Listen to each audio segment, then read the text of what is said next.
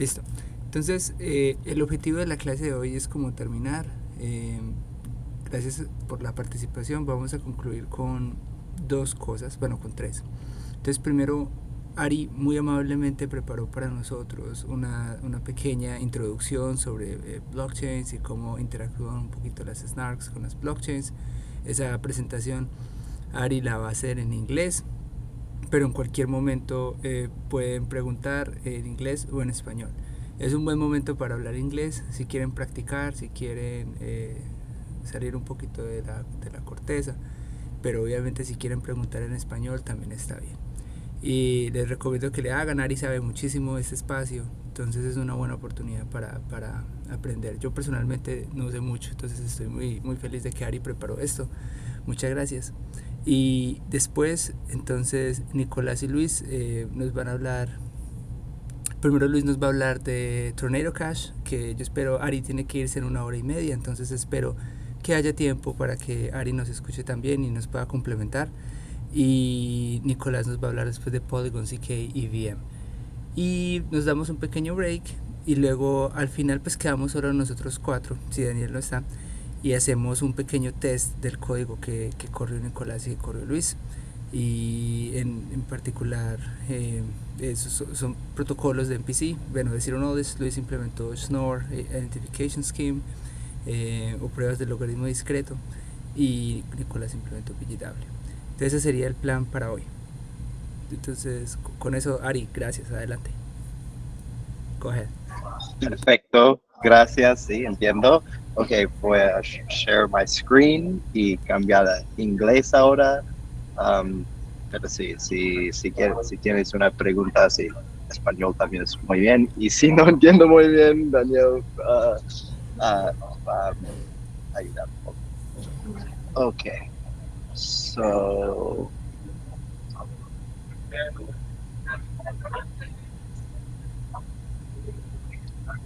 Okay, you see my screen, yeah? Yep. Yeah. And it looks good, like full screen, yeah? Yep. Yeah. Okay, perfect. All right, so very basic little, and yeah, just jump in because I can't even see you guys, so anytime. But as quick of an intro as I can, and I really want to say at first that I enjoyed this class immensely, and also I'm really an expert in nothing. I'm everything self-taught, so you should really question everything I say here. I spend all my time thinking about blockchains and cryptography, but I'm also can easily be very wrong. So this is to the best of my knowledge, what I understand is going on in the space, and but I spend most of my time very much in fully the practical side of things, and so yeah, just feel free to question any of my assumptions. Cool. So a little bit basically about exploring zero knowledge proofs and blockchains, how they connect, and the emerging applications that are happening here. Because zero knowledge proofs, as you've probably seen and heard, is now a big explosion in practice in the blockchain industry because the things that it can help us achieve. So first, a very basic blockchain introduction, and of course, even this, it could go much lighter, so I'm going to try to make it as simple as possible, or condensed as possible. So basically here, we're looking at this idea of, okay, so what is a blockchain? And in this context, in this class, let's just focus only on the Ethereum blockchain for now. Makes it simple. There are other projects, many interesting things going on, but in my mind, the easiest way to understand Ethereum is that it's this Ethereum virtual machine concept. So we have this like computer in the sky, and it's a shared computer. Anyone can compute on it. If you want to compute on this computer, you have to send like a transaction request where you say, I would like to evolve the state of this virtual machine from one place to another. And all of these transaction requests from people who want to operate, who want to use this computer, are then processed by these nodes. The nodes are the ones who create, who actually instantiate this virtual machine, but there are many of them. So we have this decentralized network where there are lots of nodes, and all the different nodes all have to basically are in charge of making sure that all these transaction requests are valid, the way that they want to alter the state is valid, then actually do the computation, the changes to the state, and finally record all of this and keep track of all the state changes and the new state. And all of the nodes have to replay all of this. Why is any of this even interesting? Well, it's interesting because now what you have is you have a computer that works in a way where you have very strong guarantees with whatever transaction request you sent, however you want to evolve this machine. You have extremely strong guarantees that the way that you evolved it was valid, exactly when your state changes occurred, and that they are final, that whatever state changes you made to the computer won't be reverted. So basically you have this neutral computer that you can use, right? You could also send requests to a server, right? And say, hey, please change what you're doing. But whoever is like the admin of that server would of course be able to change anything, right? They can completely change how this machine works, or they could decide to censor whatever state changes you want to do, or after the fact they could revert them. And so what's interesting about this machine is that nobody controls it. All of the nodes have to work together in a specific way to actually evolve this machine in blocks. So the nodes, so that's mainly what we have here. We have these users, they send transactions, they want to use this computer, and the nodes are in charge of maintaining the state of this virtual machine and making sure that every time there is a state update, which is just a new block, and a new block just has a bunch of these transaction requests put inside of the block and ordered. So they make sure that this new block is valid, that it follows the rules of the chain. They decide the order of all the transaction requests that are coming in. It's what is the order of all the transactions in the block. And then they all, most importantly, get consensus around exactly what blocks arrived and in what order and what is the canonical chain, which basically tells us what is the current state of the Ethereum virtual machine at any time. So they all have to work together to do all of this, but very interestingly and importantly, the only way to do this is that they all compute, right? So everyone has a full copy of the entire history of this computer, and up to the current state, right? So the current state, and then all the state changes, all the way up to where we are today. And every computer always, every time there's new computation on the machine, all of the nodes have to do this computation and then see that they all got the same result, and then get consensus around, okay, this is the newest block and this is the newest state. Great.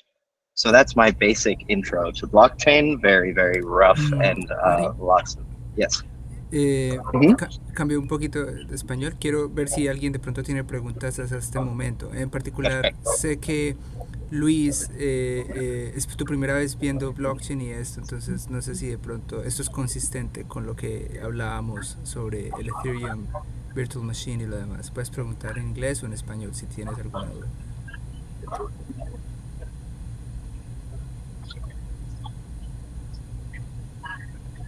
No, no hay ningún problema, profe. Sí, estamos de acuerdo. ¿Es consistente con lo que todos entienden? Ah, bueno. Súper bien. Perfecto. Ok, una cosa más. Ok, and again, going very, very quickly here and skimming over many details. But one thing you might ask is, okay, but so how does this computer really work in practice? And basically the idea is some people, some developers like me, when you want to operate on this machine, you can actually push code to the machine. So you can say, okay, I want to add this program to the programs that are on this big computer in the sky that everybody can operate on. And these programs basically have functions that you can call, and so users can, so we call them smart contracts. And what's interesting about them is because of this architecture, right? Because you have these nodes all over the world, and based on, again, not going into it, but specific both economic and cryptographic guarantees to make sure that no transactions are ever censored and that all transactions are performed correctly. The code that you push to the Ethereum virtual machine, you always know as a user when you're interacting with it that it will run in exactly the way that it's specified, and the code is entirely open source. So some people push some code to the Ethereum virtual machine. For instance, I could write a smart contract that encodes some logic for, let's say, you and I to put some funds in an escrow, and then based on certain conditions, one of us can take it out, right? We flip a coin, and then based on if the coin comes out heads or tails, that's pushed onto the blockchain as well. And then given if it's heads or tails, either you can withdraw the funds or I can withdraw them. This is a little piece of code you could write. You can deploy it to the Ethereum virtual machine, and then me and you, we could actually, you know, do the transactions, call the functions on the code stored at this address on the Ethereum virtual machine to change the state, right? So we'd first do our, let's say, deposit transactions, where I would deposit some money and you would deposit some money. And in that deposit function, we could check that we deposit exactly the right amount and anything else.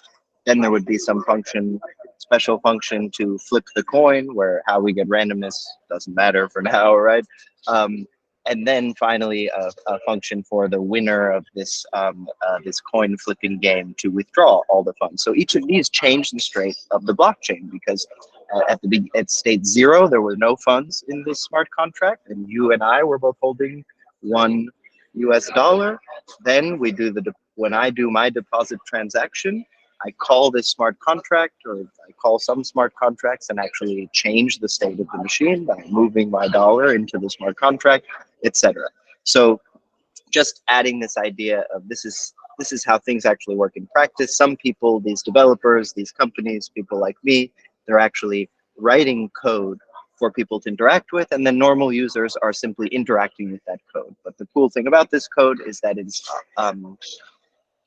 open source, and it cannot be changed by anyone. It's entirely immutable, and so you know when you interact with it that it runs exactly in the specified manner, and that you can always transact. You can never be censored by the network either. And this is why it's so useful for financial applications and what it's mostly used for. Ari, So again, yes, questions. I have a question. It's about the code itself.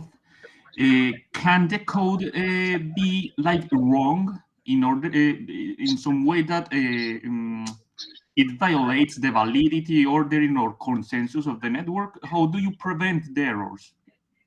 Aha, so the code can function in any way. So the amazing thing about the Ethereum virtual machine is it's Turing complete. So you can write any code you'd like, but that code has to compile into the bytecode into the opcodes of the Ethereum virtual machine. So basically, you can only push code which is a set of opcodes that the Ethereum virtual machine knows how to run. Now, it still might be faulty in comparison to what you wanted to do, right? Maybe it might not work in the way you intended, but it will always work in that the nodes will be able to take this code, and whenever any functions are called, run all the opcodes that will then evolve the state of this code based on how it was written. So because whatever you write, it doesn't matter what language you write in, it compiles down into a certain set of opcodes, and these opcodes all the nodes know how to do. And so every piece of code that's pushed to the blockchain is always inherently valid, in the sense that it can always be run. If it can't be run, it would be rejected at the time when you did the transaction to deploy the smart contract, right? If the bytecode that you push is invalid, then that transaction would be rejected, right? It would never be included because it needs to adhere. But very interestingly and importantly, the code might not do what you think it does, and it's immutable, right? And so this is why working in blockchain, there are all these issues with things like hacks and errors and money getting lost because, right, there's no way to change it, and the nodes don't care, right? They will simply, when anyone asks to evolve the state, even if there's some malicious actor exploiting some unintended consequence of the code, they will simply evolve, through those opcodes, evolve the state and compute the next state, which might be the state where somebody stole hundreds of millions of dollars from a faulty transaction. Ari. Yes? So thank you, Hernan, for asking in English. I think it's very good. So just a quick question, not a quick comment actually. So I think it would be very cool. So you work with smart contracts and you have written multiple smart contracts in your job and so on. But I remember you had this story where there was a bug in a smart contract and you guys had to react. So I am wondering if you can quickly share how is it the experience was. It can be very quick, but it's like, oh, this bug happened and then this happened and then we had to fix it like this and so on. Well, yeah, exactly. So what's so interesting about this Ethereum virtual machine is it's the most adversarial environment in the world. Why is that the case? It's because everything is open source by definition. All the code, anyone can read it because it's pushed to this entirely public network where all the history is public, and absolutely anyone can interact. So you can't say, hey, just because you are we know that you're a hacker in such and such place who is bad, we're gonna censor your transactions. This is impossible currently. So you can't censor anybody. You can't change the code, and everybody can read the code.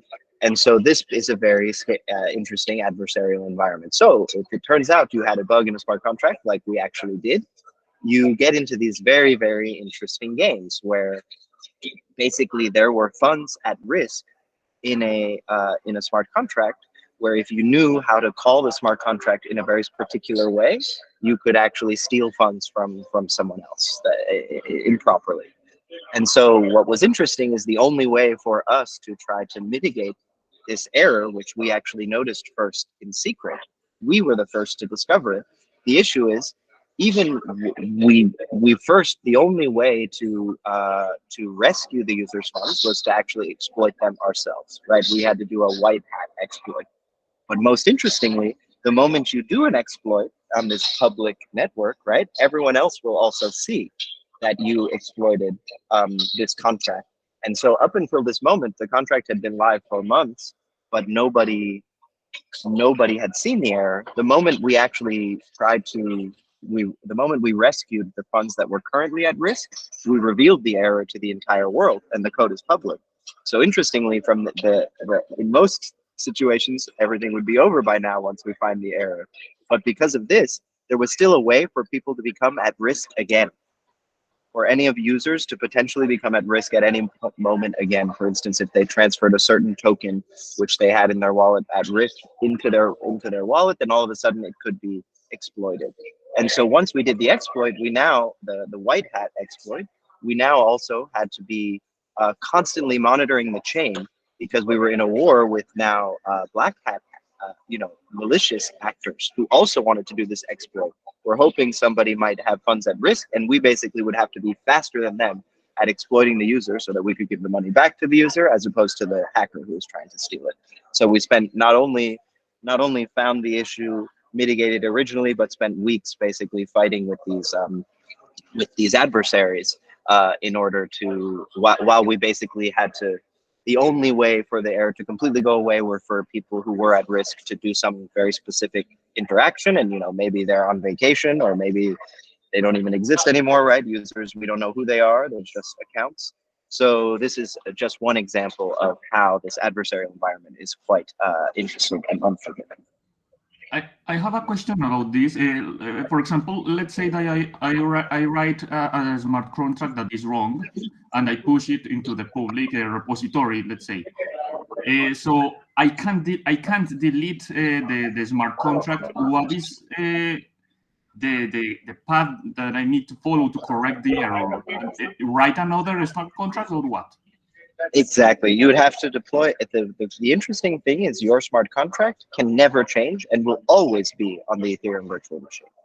So For instance, if your smart contract were to do something unlike this, where people could steal money, right?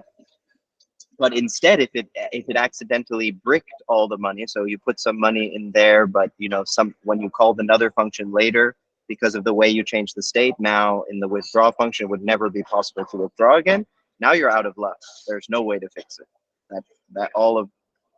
That corrupted state or that stuck money is stuck forever. And so so every single smart contract that is ever deployed can never be removed. Well, there is currently this self-destruct opcode. So you can code it in such a way that it can destroy itself if you call a certain function. But this is a tiny detail. Basically, it can never be removed, and it can never be changed. And so, yeah, if you wanted to, you know, if you realized you had an error in your application, basically the only thing you can do is deploy a new smart contract and then have everybody interact with that one instead. And the old one, maybe hopefully there's a way to sort of rescue everything. If not, then everything is stuck there and all you can do is move forward. So the final note on this is also there is a way to achieve upgradable smart contracts. But this is only, not really, it's by a trick where basically you use two smart contracts, one in front and one in back. And this one always calls the back one. So whenever you call this front smart contract, the proxy, we call it, it will load its logic implementation from a separate smart contract. And then you could have, let's say, an administrator account, right? Some special account, only they are allowed to call this function, which can swap out the logic contract for a new logic contract. So in this way, this contract here, which always loads its logic from somewhere else, you could change the logic because this admin could, you know, switch where it's loading the logic from. So this is how we achieve something like upgradability. It's not actually, no smart contract is for upgraded, right? It's just because we're using multiple contracts and we're allowing them to route through each other in a specific way that can be changed. But the only way you upgrade a contract is actually just by deploying a new implementation and then doing a transaction to have the one that always loads its implementation from somewhere else. And that is a state variable that you can change. You change that to be a new. So anyway, I think this is quite interesting, but I want to go a little bit further if possible. So I hope some of this gives at least a bit of a sense of what are these blockchains doing, and now maybe to move into the use cases. So what can we do with this stuff? And I think the first use case that's important to mention, and it's also the original, right, the first blockchain ever did not actually have all of this general purpose computation. A very, very similar architecture, except the only thing you could do was payments, and this is Bitcoin. And payments is still probably the most important, in my view, application today, in that if we could make it actually super cheap to transact, then what you have is a way to make a payment cryptographic guarantees that when you make a payment to some address, that this payment is final, that it was actually made, everybody can see it, it's publicly auditable, and hopefully it should cost fractions of a very, very, very small amount of how much you're sending or where you're sending it. So this could be a massive change for the world, right? If you've ever had to send money across borders, it's very, very difficult. There's a lot of fees involved. It's also, you have to get a lot of permission from a lot of intermediaries like governments and so on.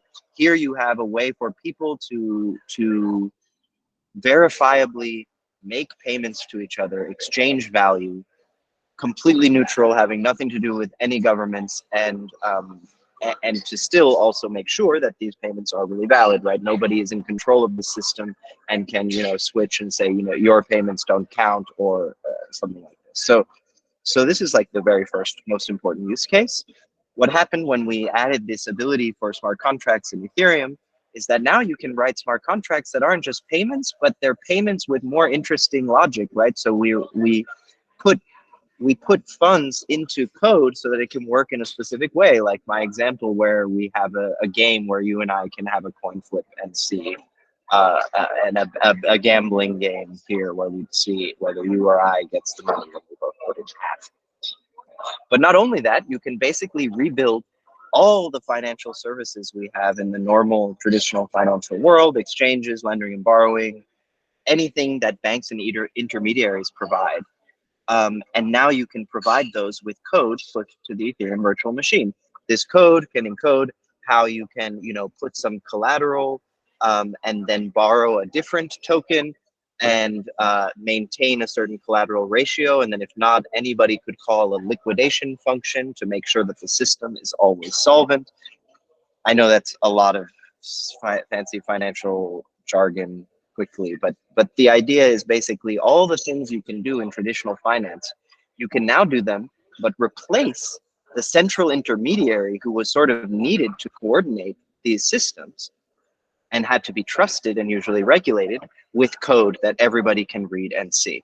And yet you can get all the same, hopefully very much the same characteristics. So all the types of things you might do in banking and finance, now anyone in the world can do it, and permissionlessly, and so on. So this is the next big, I think the biggest use case that's actually emerged and is really, most of the volume of all of the activity happening on Ethereum is around this decentralized finance in one way or another. And you see what some examples of this in the real world are MakerDAO. This is a coin that always tracks the price of $1 US, but it's entirely based on putting collateral, like ETH collateral originally.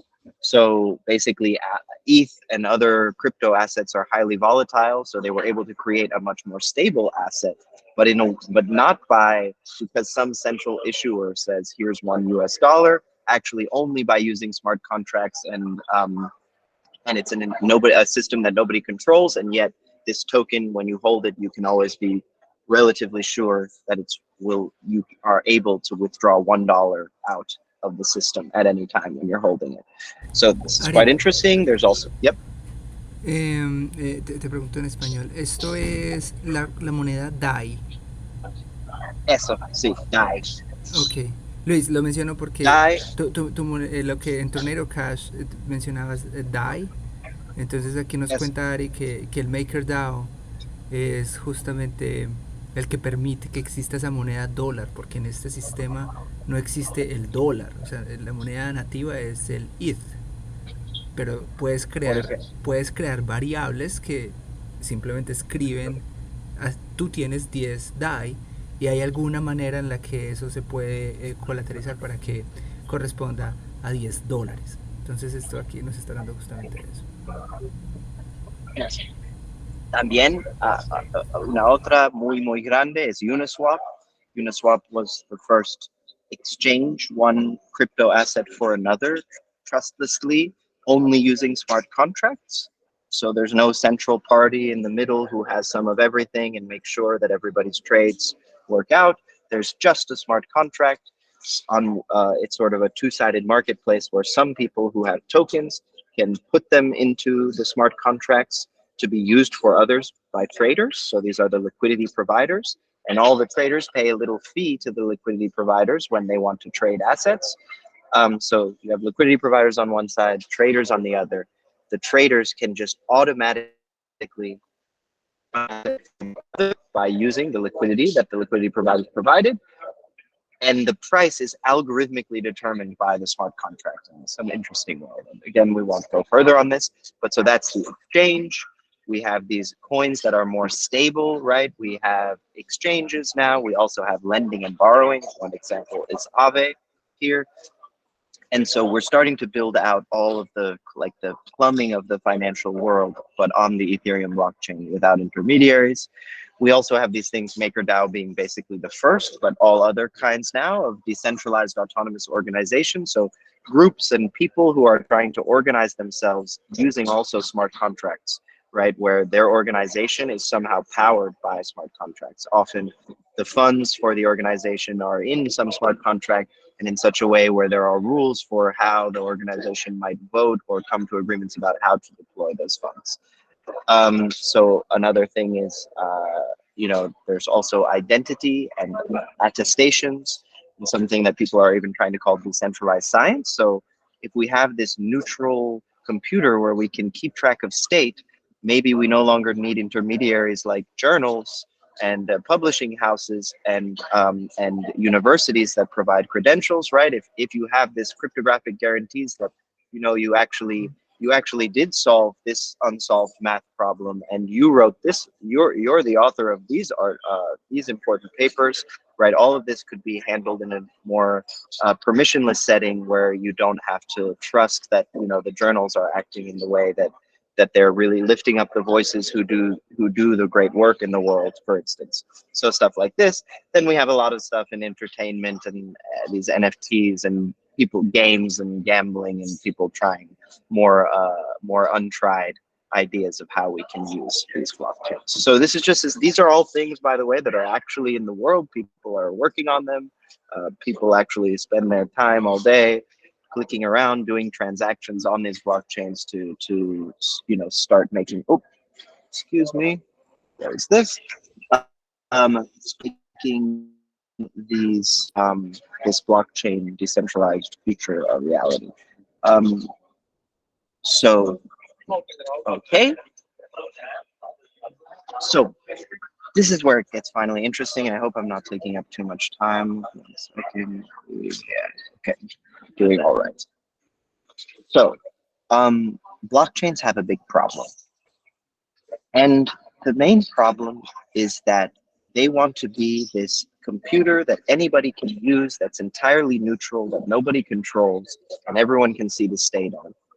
And this is great for the world, right? The world could use this to do all kinds of things that we couldn't do before, in a way where we no longer have to rely on trusted intermediaries, because this chain itself can be that trusted intermediary, except for you don't have, it's not controlled by one person. It's a huge quorum of nodes all over the world who all have to act in a very particular way to make sure that no one is misbehaving. The issue, of course, is that the way that these systems work today, these blocks have to be very, very small. So there's not a lot of throughput. If everybody in the world wants to transact on Ethereum or Bitcoin, then the blocks get very full, and you have to wait a long time before your transaction request to change the state of the machine actually gets included in the block. And if you don't want to wait, you have to pay more and more, since basically this is a pay to compute platform. So if you are willing to pay a higher tip, you are more likely for your transaction requests to be included in the block earlier. But so what happens is these fees to use the chains explode whenever usage actually starts to grow. And so if we want the whole world to be able to actually have access to these things, which is supposedly their goal, whole world having access to financial infrastructure, for instance, well, it's not really true today, because if the whole world is using Ethereum, then Ethereum is extremely clogged, it's extremely expensive to use, or you have to wait forever to actually get your state changes into the network. So they have a throughput problem. And just to talk about what is the throughput, right? Bitcoin has 1 block every 10 minutes. And in that block, you can only fit, let's say, a few hundred transactions. And in Bitcoin, you can only send around Bitcoin, so the transactions are very small. And so Ethereum has a little bit better throughput. There are blocks every 12 seconds. The blocks are a little bit bigger. We can also, the transactions sometimes are bigger. We can do this much, but still its throughput is relatively limited. Now, how did Ethereum get a better throughput? It's through no magic whatsoever. Simply, it's more difficult. Each node has to be a more performant computer. Right? You need better nodes, better machine requirements for the nodes to run an Ethereum node than to run a Bitcoin node. So all they did was they increased those node requirements to increase the throughput somewhat. Now, the issue is that, of course, you could keep doing this, but this starts to break some of the guarantees that we think are interesting about these blockchains whatsoever. Because if you make it so that you need an incredibly powerful node to actually be one of the nodes who can verify that the chain is progressing correctly, well, then you no longer have this highly decentralized system, right? You no longer get this guarantee that there aren't a few very small subset of parties who actually run any nodes, and of course then they completely control the chain. And so, for instance, there are other blockchains which have much higher throughput, but they haven't really solved the problem. We want to go up on this graph here without going to the right. So if you go further to the right, you get other kinds of blockchains which do have much better throughput, like Solana is one example, but are not acceptable in Ethereum's vision to maintain the level of decentralization that they want for this to be truly a neutral platform and an uncensorable platform. So the goal that Ethereum has been working on in a number of different ways, and Bitcoin as well, right? It's been long years of conversations and so on, but it's starting to become more real, is to increase the throughput somehow without increasing the node requirements. So this is the goal. And if we can do this, then we can make it so that people can transact very cheaply. There can be hundreds of thousands of transactions happening every minute, and it's still cheap to transact, and everything gets included, and the whole world can be utilizing this public neutral infrastructure, but it's actually neutral and not controlled by anyone. So this is the goal. Make sense so far? Yes, they don't. You don't see us, but we're all nodding. Okay, great. So what is the solution that Ethereum has proposed? The solution is rollups. This is there after, well, by the way, there was a lot of research that was done to actually get us to the idea of rollups. Ari, perdón, una cosa rápido. Tú hablas de los problemas de la blockchain. Otro problema es el problema de la privacidad, que no estás tocando, pero también es importante. Las blockchains no son privadas y bueno, Luis más tarde nos va a hablar de un ejemplo que es Tornado Cash, que es un mixer, pero simplemente para también decir lo que es otro de los problemas que tiene, y que SNARKs también ayudan con la parte de Zero Knowledge para solucionarlo. Yes, completely correct. One other huge downside is that these blockchains, in order for them to function and be this entirely neutral thing that we can all verify has happened correctly, is that all the data and all the state changes and everybody's transactions are all entirely public currently today. So this could be very problematic, and we'll hear more about it later. But I'd say the absolute biggest problem is that the throughput is really, really extremely limited, and there didn't seem to necessarily be an answer to this. So the proposed solution, after a lot of design iterations, and it might be interesting just quickly when we talk about layer 2s in a second, to talk about the earlier designs of layer 2s, but the proposed solution was rollups. And the idea of the rollups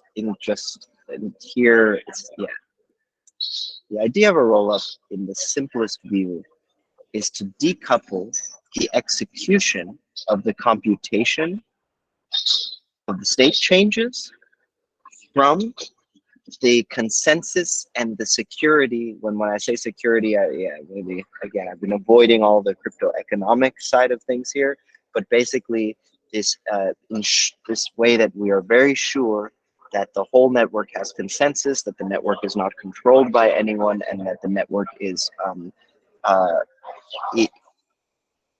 secure from completely changing the state of the network on everyone else in some improper way. Decouple this from the actual execution of all the computation. So that's the goal and the idea of these rollups. So that Ethereum will now be split into layers, and the Ethereum base layer, which is what mostly has a lot of activity today, and everything we've spoken about would be now considered the base layer. But that base layer will provide only the finality and security guarantees, but execution of transactions that evolve the state of the network are going to happen on these higher layers, and there could be many of them. So the idea is that these layer 2 networks, places where people can again talk to some virtual machine, give them the transaction requests that they want to do, and evolve the state of that virtual machine. They're going to do that by talking to these other networks, not Ethereum, but some other network or computer, or what is it? And then these layer 2 networks will roll up all the activity of all of the transactions that they've included, And then they only use the Ethereum base network as a checkpointing and settlement engine for the activity that happened on their layer. So basically, they'll take all of the blocks that they've produced, all of the new state changes that have happened, and they'll compress all of this, and they'll just hook into the Ethereum base layer by leaving a checkpoint of, hey, this is the current state of the layer 2. And every so often, a new checkpoint is added. And by the way, if you put funds from layer 1 onto layer 2, you can always get your funds out. We'll talk about what this means in a second. So, but this is the fundamental idea: to allow the computation to happen somewhere else, most of the computation to happen somewhere else, and then for wherever that happened, those somehow compress all this computation, but still provide some sort of evidence or receipt of what happened on these higher layers to Ethereum, so that when an Ethereum block consensuates this receipt, this checkpoint, then you know that the layer 2 network reached that state and can never tell you that the state that state never occurred. You know that that's the current most up-to-date, fully finalized, valid state of the layer 2 network. So it allows us to validate and finalize activity on the layer 2 with the security and decentralization of Ethereum. But the load of all the execution, right, for execution that actually happens on the layer 1 on Ethereum, every node actually has to do all of this computation and then store the results. Now that doesn't happen. All of that execution of every user transaction is no longer being processed by the Ethereum nodes. They only process the checkpoints. And finally, users have the ability to bridge their assets from layer 1. So this is basically the end goal is the idea that you take all the stuff you're currently doing on Ethereum today, you are able to take your assets and bridge them onto a layer 2 network and now do all of the same stuff, but much cheaper, much cheaper to transact, while having as close to as the exact same security and finality guarantees that you happened while you were using the Ethereum layer 1. And anytime, if you want to bridge your assets back, you always have this ability. So finally, why are we talking about this? Well, rollups happen to benefit tremendously from cryptographic commitment schemes, from zero-knowledge proofs and validity proofs in order to achieve the properties that they want. Mainly the property where you can interact on this secondary network. You can do transactions with much more throughput and much cheaper and much bigger blocks and so on. But you maintain all of the cryptographic guarantees that you had when you were interacting on the basic original blockchain. And the way to do this is by utilizing commitments and zero-knowledge proofs in an interesting way. So there are two major flavors of rollups. There are optimistic rollups and there are zk rollups. I like to call these validity rollups, since they don't necessarily utilize the zk property. They may not be in any way about privacy. They're called zk rollups because they use a proof like the Planck proof of computation that we all saw, but not for privacy, simply for compressing that computation so that it can be quickly verified by the Ethereum layer 1 chain. So the Ethereum layer 1 chain can quickly, in some smart contract, quickly verify that all the computation that supposedly happened on the layer 2 actually is a valid state chain, but just by doing much less computation. This is how we get one sense of how we get the scaling, why this helps scale the throughput of the Ethereum blockchain, or I guess in this case now the Ethereum ecosystem, because it's now not only itself, but it's a blockchain which a bunch of other sort of public compute networks all hook into or connect to.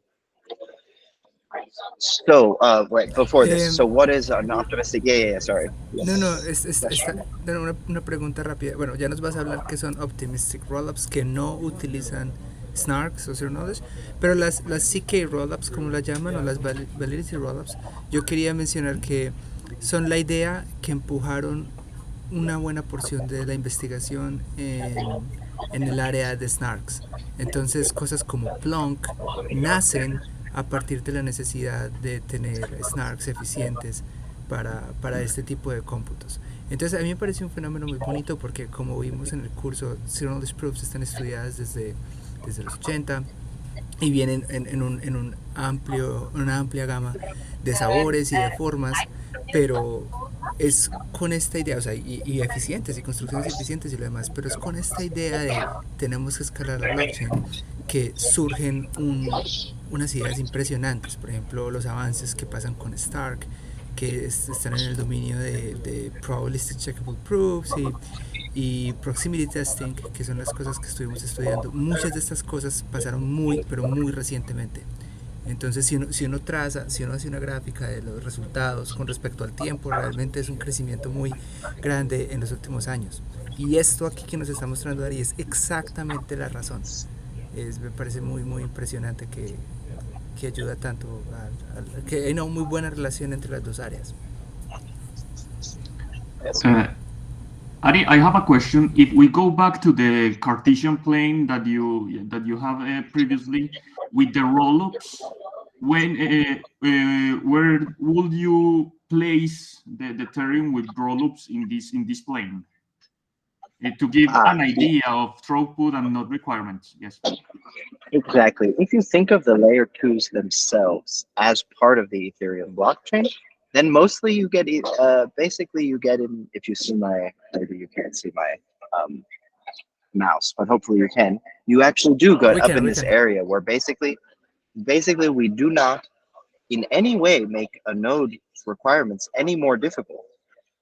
And all that happens is we utilize this these other networks and this compression to basically increase the throughput without increasing the node requirements at all. Now, potentially the node requirements will increase a little bit, so maybe we do get a bit more like here, right? But really we're like way up here. So we increase the node requirements slightly because of some technical reasons that will be talked about. And also, most importantly, we give up on certain aspects where maybe building the Ethereum blocks will be actually quite resource intensive for a node, but being a node who can verify the progression of the chain will stay extremely cheap, and hopefully in the future actually be even cheaper than it is today by using even more fancy cryptography, allowing us to have efficient light clients which can simply follow the chain without needing to store a lot of historical state, but still verify the chain in some interesting ways, using the same kinds of zero knowledge proof properties. So hopefully to be a verifier will even go down a bit. To actually propose blocks, we've given up a little bit on the node requirements being too low, though today they're still quite low, and you can run a pretty normal computer. You need like 2 terabytes of storage to store the Ethereum history, but besides that, maybe 32 gigabytes of RAM. But if you have this, you can run a node that even places blocks and adds new blocks to the network. So yeah, basically, not much increase in the node requirements at all, though, as I say, maybe some subtle asterisks to that. Thank you. You're very welcome. And then just quickly to talk about these flavors of rollups, because I want to be done by the top of the hour. One flavor is optimistic, and these rollups. So what is a rollup? In the end, from the perspective of Ethereum layer 1, a rollup is one easy way to think about it. It's a smart contract. It's a smart contract where there in the state is a checkpoint, and then there are certain rules for how that checkpoint gets updated and how we arbitrate, how we make sure that these state updates are always valid. So that's all it is. And one other thing that the smart contract is that you can send funds that are on Ethereum layer 1 into that smart contract, and then they appear on the layer 2 network and you can withdraw them. But basically from the layer 1's perspective, the view into the roll-up, into the layer 2 network, is the smart contract. And the smart contract, this bridge smart contract, we might call it, you can think of it as the layer 2 network because it always has the latest state there. And so we have 2 flavors. One flavor of these rollups is the optimistic rollup. And so, as the name says, basically, whenever the layer 2 network, which might be a bunch of nodes, but also interestingly, the layer 2 network could be one computer. You just talk to one computer, what we call the sequencer, and he listens to all the transaction requests, decides how to order them, and then figures out the new state, the new state that was computed from the last one, and simply provides the next checkpoint, the Merkle root, right? So some sort of highly compressed hash of the entire state, and just provides the next checkpoint every so often. So this is optimistic because you don't know that this new checkpoint is actually valid. You can't necessarily be sure. Now the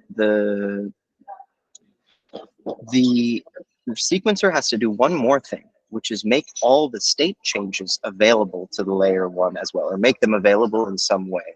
So not only does he provide the new checkpoint, but he also provides, just as ephemerally or as cheaply as possible to the layer one network, all the changes, all the transactions that were done to evolve from state one to state two. But interestingly, there's still no proof that the new state checkpoint was computed correctly, right? Because he just says, here's the checkpoint. And so this is an optimistic rollup, and so the sequencer simply just provides checkpoints every so often, and they're trusted, except since all of the transaction data is also being posted to the layer one, anybody could go and check and say, okay, here was the old, I knew the original state, and I see all the transactions that were done. So I'm actually going to do all the computation, the slow thing. I'm going to fully compute all of these transactions on the last state, and then see if I get the same state root as the sequencer published as the new one.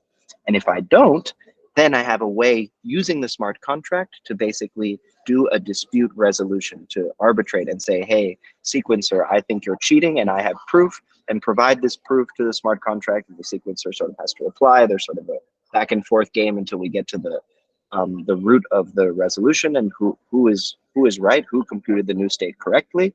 And so they're optimistic because basically we trust the sequencer unless somebody thinks there was cheating, and then we go through this fraud detection process. So a ZK rollup works differently, where every time the sequencer on the rollup, who is computing all of the state changes of the rollup, adds a new checkpoint, they not only provide all the data of the state changes and the new checkpoint, but they also provide a ZK proof. And this ZK proof, you can basically take as inputs the old checkpoint, the new checkpoint, all the data, and the proof, and you can very quickly verify inside the smart contract. It always verifies before doing the state update of here's the new state of the network.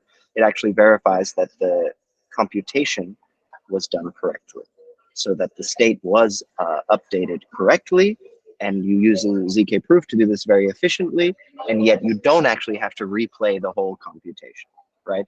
So again, it's not a, so the misnomer is that it's not a ZK proof, it's a, yes, it's a, well, validity proof of computation, let's say, or validity proof, yeah, but it's not, yes, ZK, it doesn't use your knowledge, yeah. Exactly. Okay, and now I really do have to be speeding up. And so now these things are actually already real, and many of them are in production. So we had Optimism and Arbitrum. These are the two most notable optimistic rollups in production. And these were, as you can see, because you don't need to use SNARKs, it's a little bit easier to figure out the how to code this dispute resolution, as opposed to building these proofs of computations into the smart contract. So these were the first to move into production, and they are live today.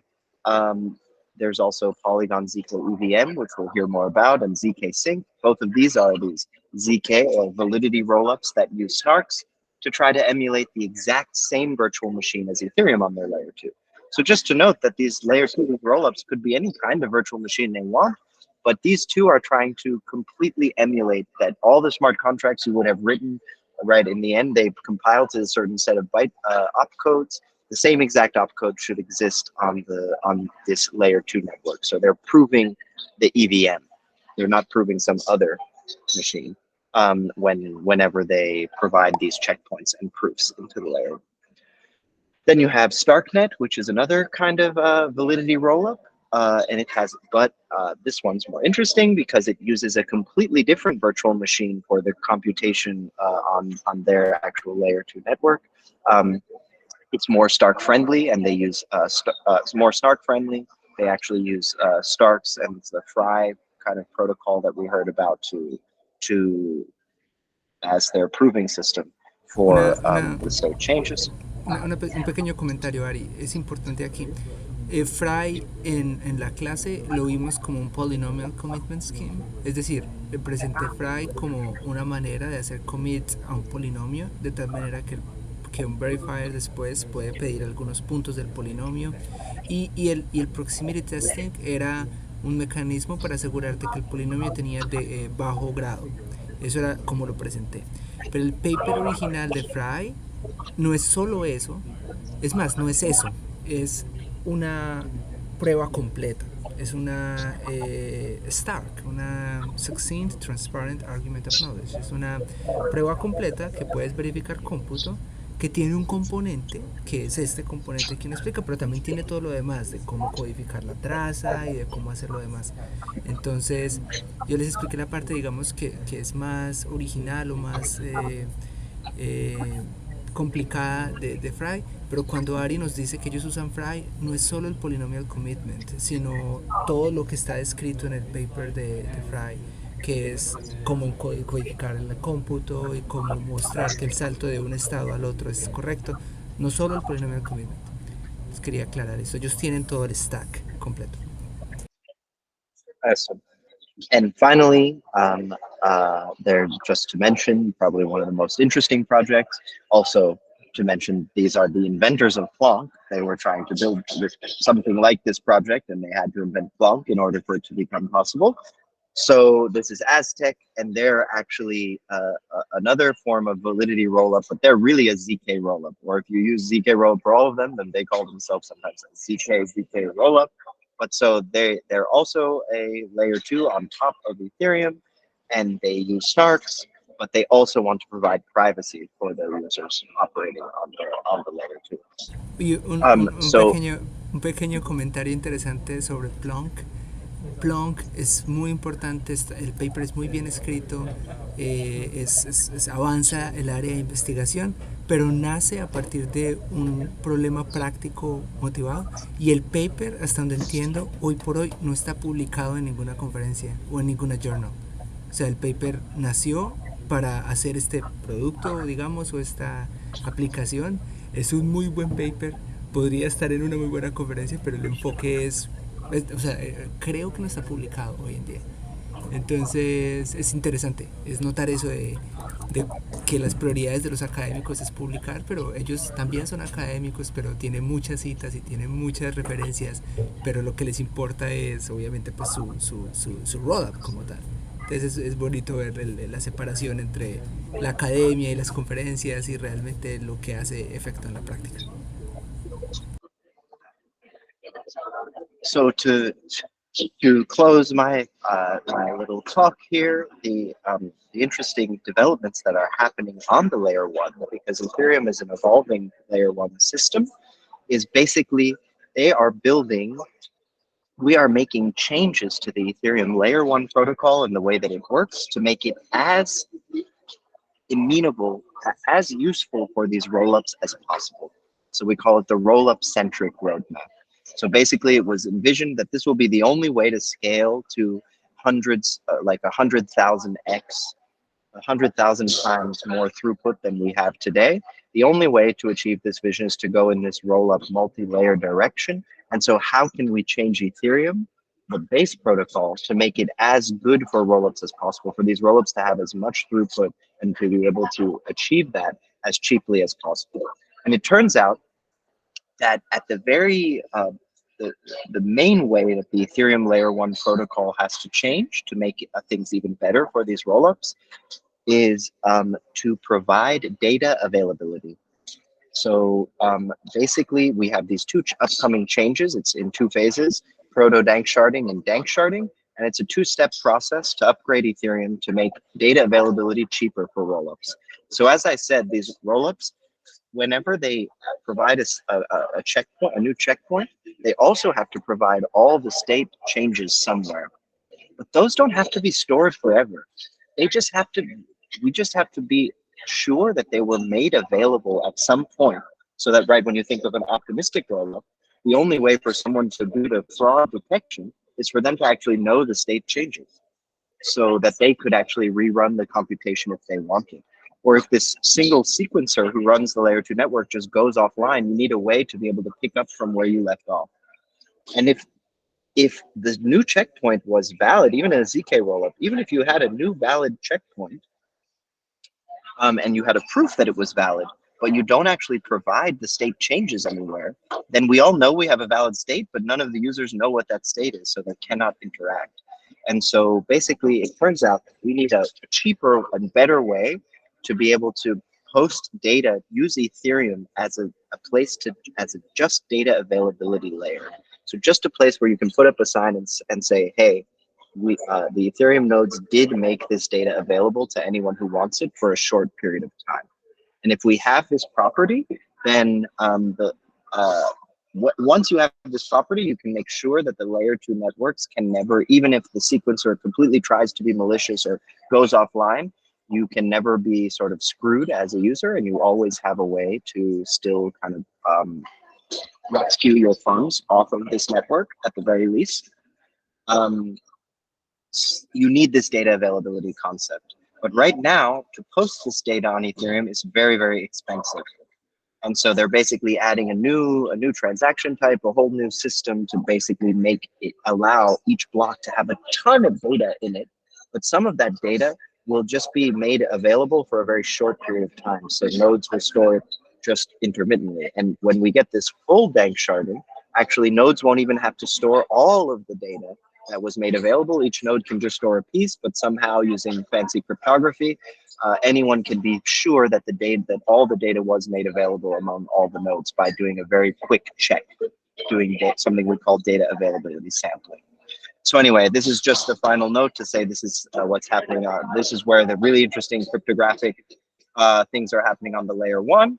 Is actually how can we make the layer 1 better for rollups in different ways, and use cryptography to make it even cheaper and be able to make the blocks bigger. And the layer 2s, of course, are doing a lot of work in terms of these proving systems, proofs of computations, to on their side also scale these networks. So that's where we are today. And I also pulled up just a few of these. You can actually go to this optimism. So here's optimism, for instance. Here's the Polygon zk-EVM. Here's Aztec's website where they talk about being a first of its kind ZK rollup that allows private smart contract execution. You can read about the zk-EVM. Here's StarkNet. They actually call it a validity rollup, Danielle. I thought you might find it interesting with the terminology. Maybe it is growing. And I was gonna, but maybe I should be done now, actually do some transactions here, show you we can actually, take some money on the Ethereum mainnet, bridge it to some layer 2 network, and then interact with some smart contracts on the layer 2 network, and then who knows, even bridge back or something. But maybe we won't do this. But it's just to show that this is possible. I think it will be fun to do it. I think you can do it if you have the time, just like a few minutes. Yeah, sure, exactly. Well, maybe I started, and then so let's do it on the real thing. Great. So here I am with my wallet, whatever it is. Cool. We're on mainnet.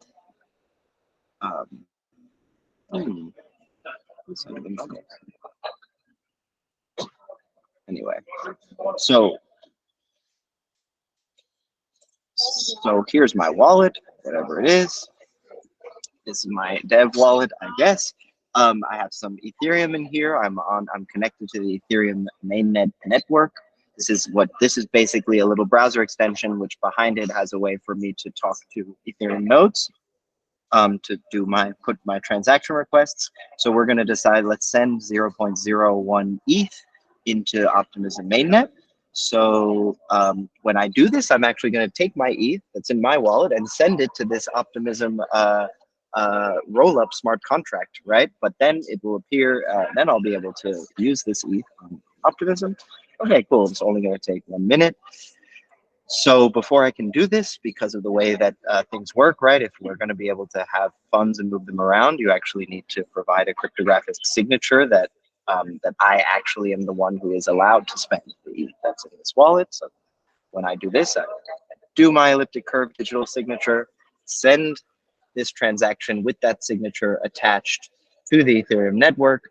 The nodes hear about this transaction request. It sits in this pending state until Ethereum decides to include it in block. We can, well, even though things here. Entonces, para lo que está pasando es que estás enviando en la level 2 optimism va a aparecer que Ari tiene cierta cantidad, y en la level 1 de Ethereum va a aparecer que Ari perdió cierta cantidad. Entonces el balance de Ari baja en la nivel 1 y el balance de Ari sube en la optimism. ¿Es verdad, Ari? Esto, sí, perfectamente. And so here we see Ethereum finally validated this transaction. I was included in this block here on the Ethereum layer 1, right? Because this is something I'm doing on the layer 1. I sent this transaction to some gateway smart contract. It does some stuff, but eventually my 0.01 ETH landed in this smart contract here. By sitting in that smart contract, it's now locked on the layer 1, and I'll be able to transact with it on the layer 2 much cheaper, right? In order to send this $20, I actually spent $8 in transaction fees. This shows how expensive it is to operate on Ethereum. But now, if we go look at we have to switch networks. But I hate that this wallet takes forever to open. See, you see that the technology is very young. And slow. I mean, but it's quite fast. I was expecting like 5 minutes or something like that. It's good. Well, it's great. One thing that's cool is, yeah, the Ethereum has blocks every 12 seconds, and because of some of the changes that they've made, it's actually quite easy to get included pretty quickly in the network, though only if you're willing to pay $8, right? In this case, I still had to put a price on my transaction, which the wallet handled for me. So now we switch to the Optimism network. You use the same secret public key pair? On Optimism, yes, yeah. I can use the exact same keys, and I have the same address here, but now I'm connected to the Optimism network.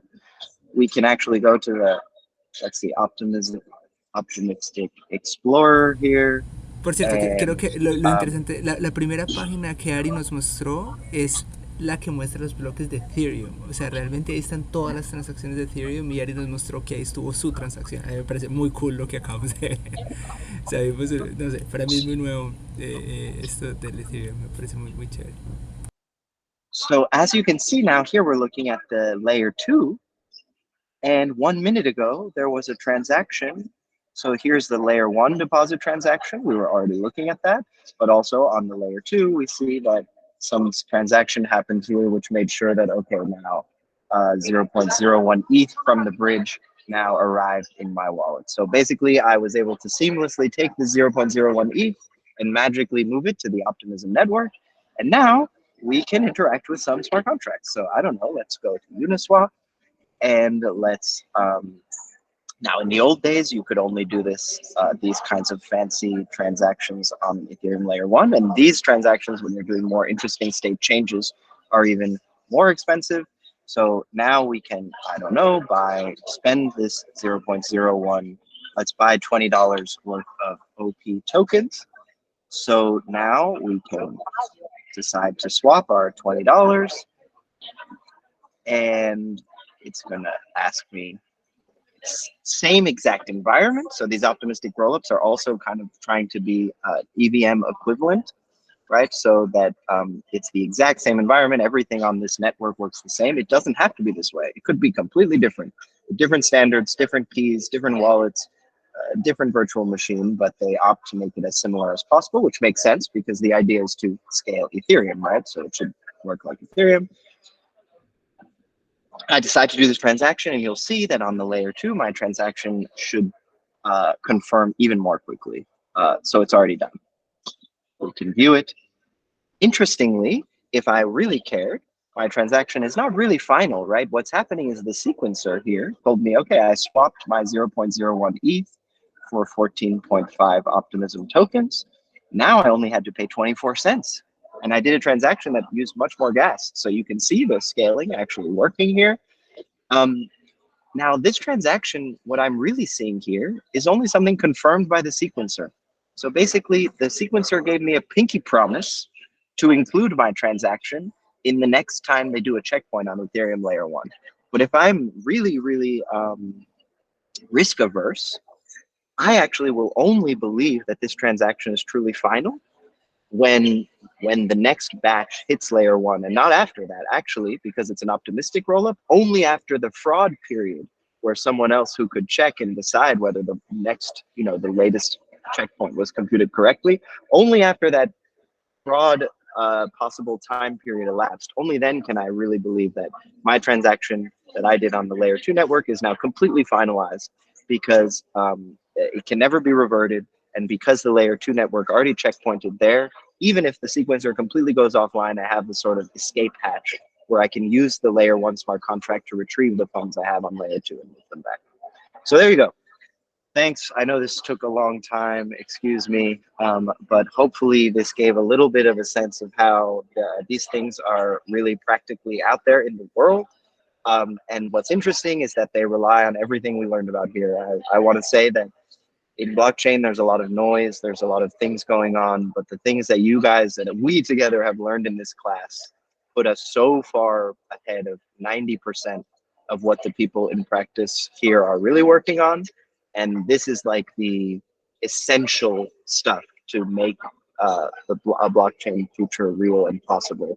And if you understand polynomial commitments and Blanc and Pry and so on, then you're exactly the kind of people that this industry desperately needs, and there's extremely few of them. So it's really exciting. For me, it was a huge achievement already to feel that I metabolized the Blanc protocol, because it has just such massive implication. We're going to hear about it more across the blockchain space. So thanks so much, guys. Really enjoyed the whole thing, and yeah, thanks for listening to my presentation.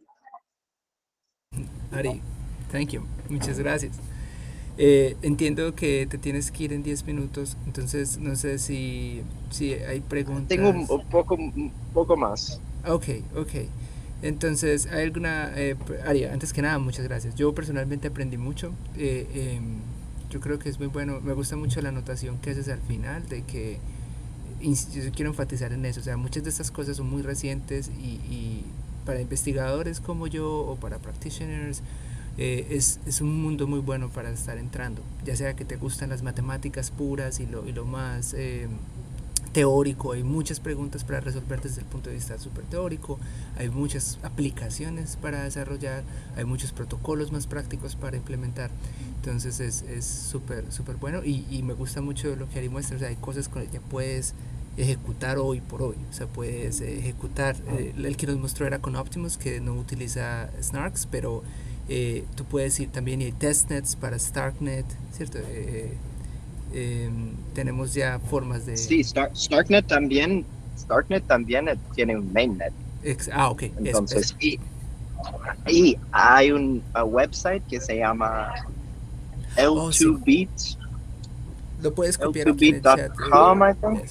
Yes. So you can see all the different layer 2s and where they're currently at, with a lot of interesting metrics. Do they use proofs? What proofs? How in production is that really today? Are there any secret admin controls? All of this. So it's very useful. Súper. Entonces, eso nos da un contexto muy grande. ¿Tienen preguntas aparte de las que ya se han preguntado, comentarios? Porque lo que quiero saltar ya a la siguiente parte, pero sí.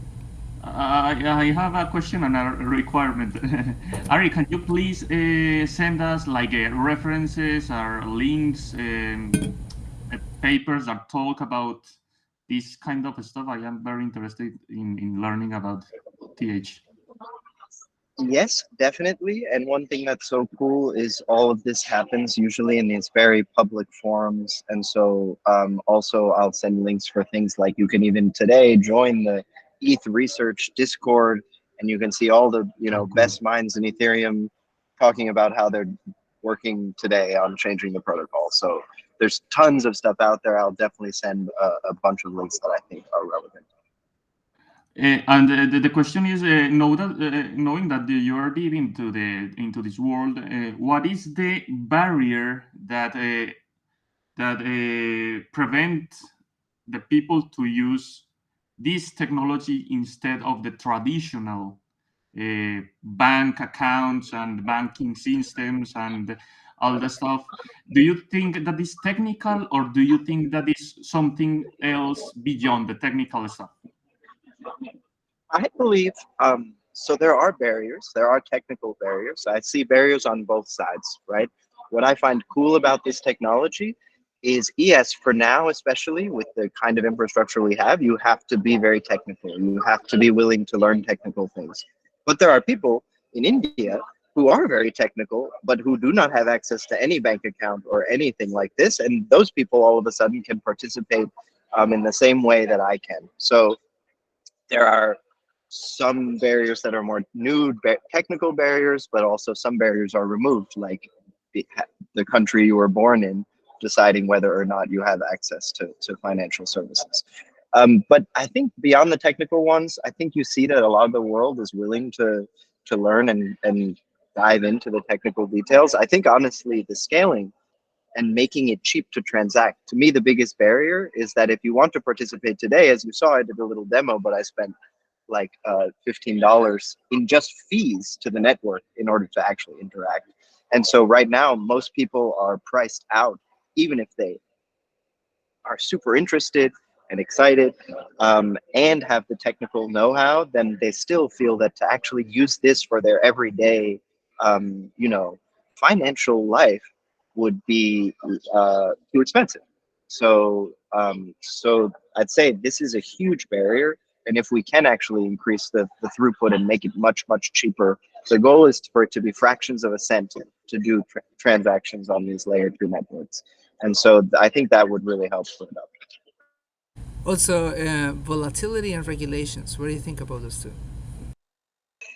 Yeah, so volatility is something is huge, but I think we're understanding a lot about, right? There are a lot of projects around making more stable things in crypto, and I think this is solvable.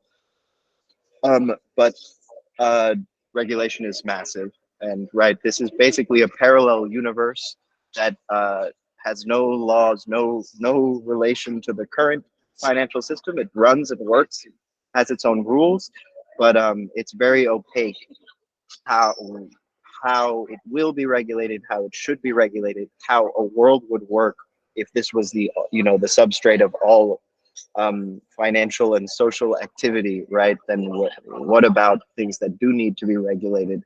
These questions are huge and also hindering adoption a lot. Sí, y también pues Luis nos va a hablar después de Tornado Cash, que sufrió una masiva regulación, y vemos entonces cómo es que la regulación, la falta de o la mucha regulación también afecta a esto. Bueno, También. Listo. En ese caso... De comenzar puedo ir al baño. Sí, claro, claro. Pero, sabes, de hecho iba a proponer que arrancáramos con Nicolás por el hecho de que enlaza directamente con la parte que Ari acaba de hablar de scaling. Entonces, para seguir con el flow de scaling, iba a proponer que más bien arrancara Nicolás y ya luego seguimos con Tornado Cash. Ya, gracias. Dale, mientras Nicolás se va organizando, tú te puedes ausentar, no te preocupes.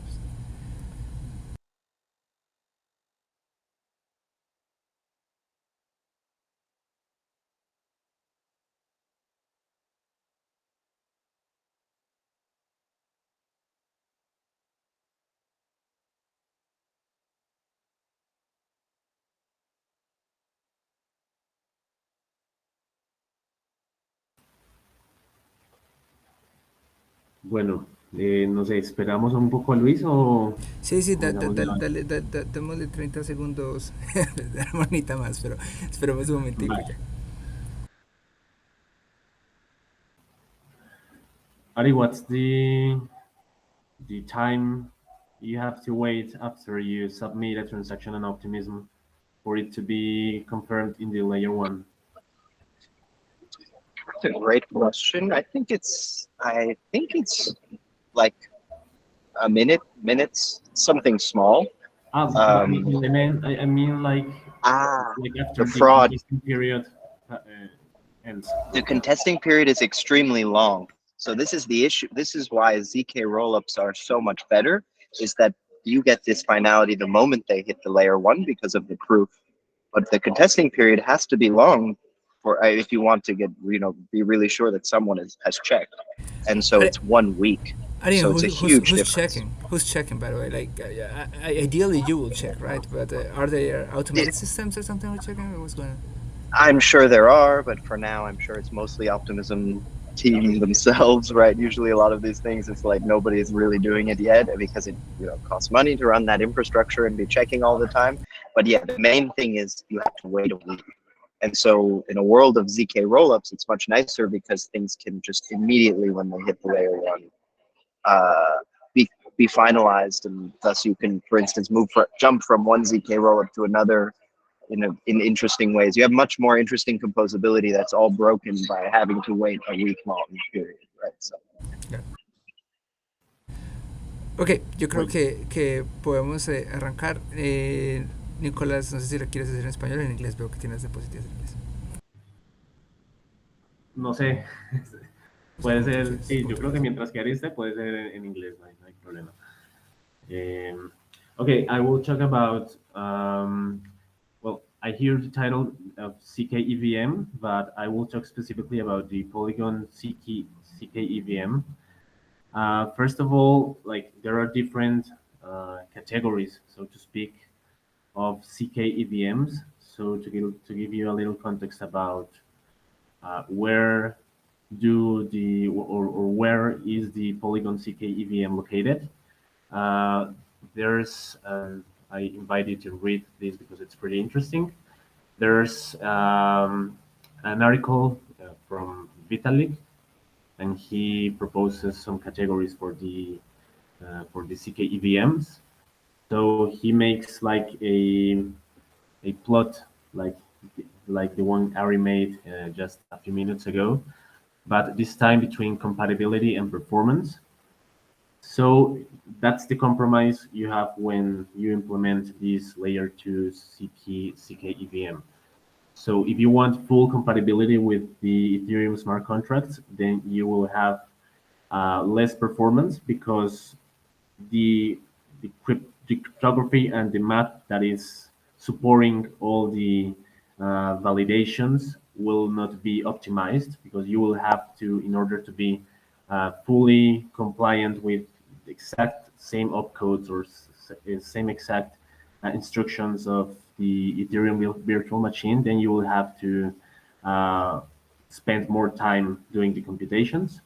But on the other hand, you could also increase the performance, but that would require you to make many structural changes within how the virtual machine works in the inside. So you have different categories, and the Polygon zk-EVM, it's, well, in this post, Vitalik says that they are type 3, because they, at the moment he wrote this post, they haven't made some pre-compiles, so not all the functionalities were available in the Polygon zk-EVM. But now they are saying they are like type 2, so let me show you. They say they are fully EVM equivalent. So the same, and the goal of this is that you want computation to be verified, so you won't have only transactions. You're having computational steps you have to verify and provide cryptographic proofs based on those computational steps. So you have to like provide these equivalents if you want to guarantee that any smart contract that works in the original layer 1 Ethereum virtual machine is going also to work in the zk-EVM virtual machine. So if you want great compatibility, then you have to provide the structure so this is possible to do. So what it's happening is that on the inside, this zk-EVM works differently than the actual EVM or the original EVM, but the equivalence is when you, for the same inputs, you are getting the same output. So that's like the idea of equivalence that this project proposes. And I want to go and explain you what's the architecture beneath the Polygon zk-EVM, because it has some interesting details that can be that I can explain to you. Nicholas, can you zoom in? Yeah.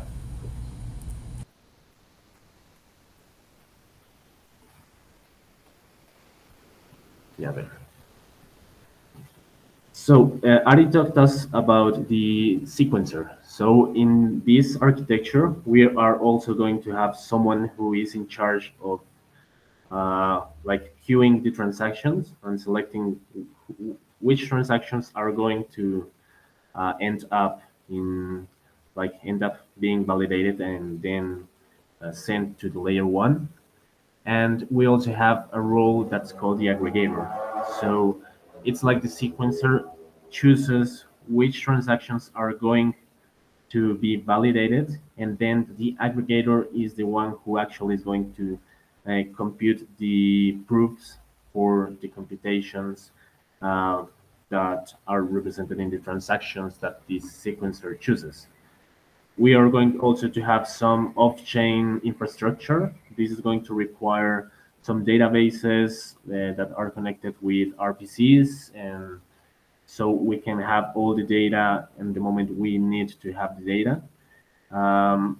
And there's some detail because in the end, not all the transaction data is going to end up in the layer 1, but only just the cryptographic proof. So this off-chain infrastructure is going to allow us to have the state changes and the current, to provide the input data so we can have all this state in these databases. And the aggregator is going to use a prover. It's just really like a software package, so he can compute the actual cryptographic proofs. And then after having the proofs for the transaction batches, the aggregator is going to upload these proofs to the layer 1. So we are having batches of hundreds or thousands of transactions that are selected by the sequencer. Then the aggregator is computing the proofs for these transactions. And well, what's going to happen in the end, it goes like 2 steps further, because we actually are going to have batches of transactions that will then be, and we will produce a new proof for the computation of the batches. So we can have like a double compression, so to speak. And then we are going to upload this into the layer 1, this proof. So the actual proof that is uploaded into the layer 1 is a proof of computation of the proofs that validate the batches that the sequencer chose.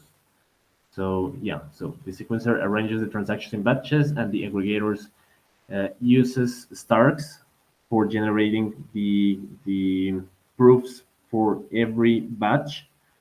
But what's going to SNARKs? Yeah, I thought it was they Plum. use but they use SNARKs for the individual batches, and then what they use for getting the proof for the computation of the batches is SNARK. So they use both. Let me show you that in more detail. Super interesting. Yeah. So all the interesting stuff, it's happening inside the prover. So I will zoom into that part. what's going to happen is that the prover is going to rely on something that's called like the state machines.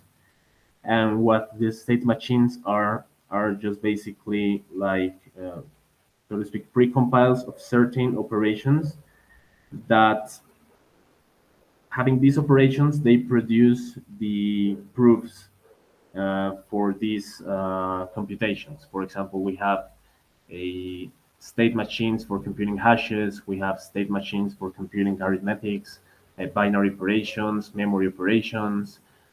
There's something interesting because all the Ethereum infrastructure relies on a hashing algorithm that's called the KeyCat, or the KeyChat, I believe they pronounce. But also in this new structure, or the Polygon zk-EVM, they use another hashing algorithm that's called the Poseidon hash, which is a hashing algorithm that is optimized for being computed in a Stark or in a cryptographic proof. And for example, they use finite fields over prime fields, so they like the computation of this hashing algorithm is very optimized for this purpose. It's also useful for MPC. Like if you need to evaluate a hash function in MPC, sometimes we choose this. Like an example is in MPC, sometimes you don't know what you can, like, imagine that Alice is providing her salary and you don't know if it's the right salary, but she has a hash of the salary in her website or something, or the bank posts a hash of the salary. Then you can in MPC evaluate this hash, and sometimes people use indeed hash functions like this, or there are PRFs that are also MPC friendly, there are PRGs. It's an interesting side area of research. Yeah, good. So these state machines are like the fundamental computational blocks, so to speak, so we can run any arbitrary computation that any smart contract specifies, and we can generate cryptographic proofs for these computations. So we like achieve the goal, not only validating transactions and balance movements between accounts, but we also can validate computational steps that rely on these lower level operations that are the state machines. And what they made, actually, they had even to create some programming languages for supporting this. So there are two main components here, which is the zk assembly language, and we also have the PIL, which is a language that allows us to verify the polynomial constraints of the polynomials that represent the computation that is being made in beneath. So let me see what else we have over here. Yeah, so this is what I was telling before, that the aggregator is going to take the transaction batches that the sequencer builds. Then we are going to execute the transactions that are in the batches and create SNARKs for those transactions. And then we are going to take a bunch of SNARKs with T. And then we are going to build a SNARK that validates the computation of all the SNARKs that are in the batch. So with this, we get like two benefits. The first one is that we can make batches of batches, so we can like have a double compression or double compression.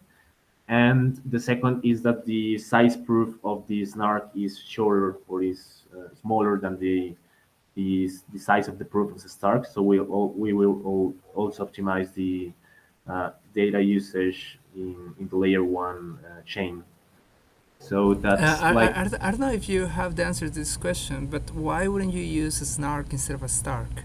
What are you gaining by using a STARK? Because STARKs are good because they are transparent. If you remember in class, transparent means they don't need a setup, a trusted setup. But here you're using a SNARK anyway, so you do need a trusted setup from the SNARK side. So do you know what you're gaining by using a STARK? Well, I'm not sure, but I think I've read about like being more computational to gaining some computational speed, but I'm not sure. That could be the case. That could be the case. But I'm very curious because when you want computational efficiency, you would rather use, if you remember the classes by Eduardo, he was speaking about, he was talking about GKR. If you want computational efficiency, you will use linear time proofs that are more based in that direction. So, I mean, that's just my intuition. They definitely have a strong reason for it. It's just that my understanding is that you use SNARKs when you want transparency, but here you are throwing it out the window because you're using SNARKs. So maybe it's good to read about it in the future. Yeah, that's a nice point, and I don't have the answer, but that's pretty interesting to read about. And okay, that's the general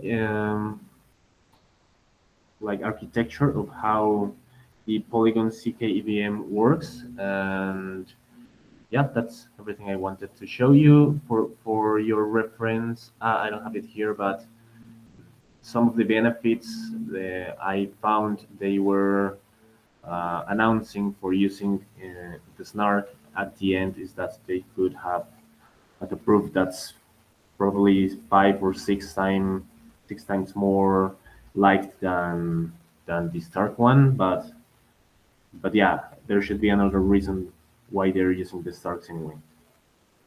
Yeah, I have some thoughts here. I don't know either why, but I know that StarkNet, who only works with Starks, have been able to solve some problems that these other layer 2s based on Snarks maybe couldn't.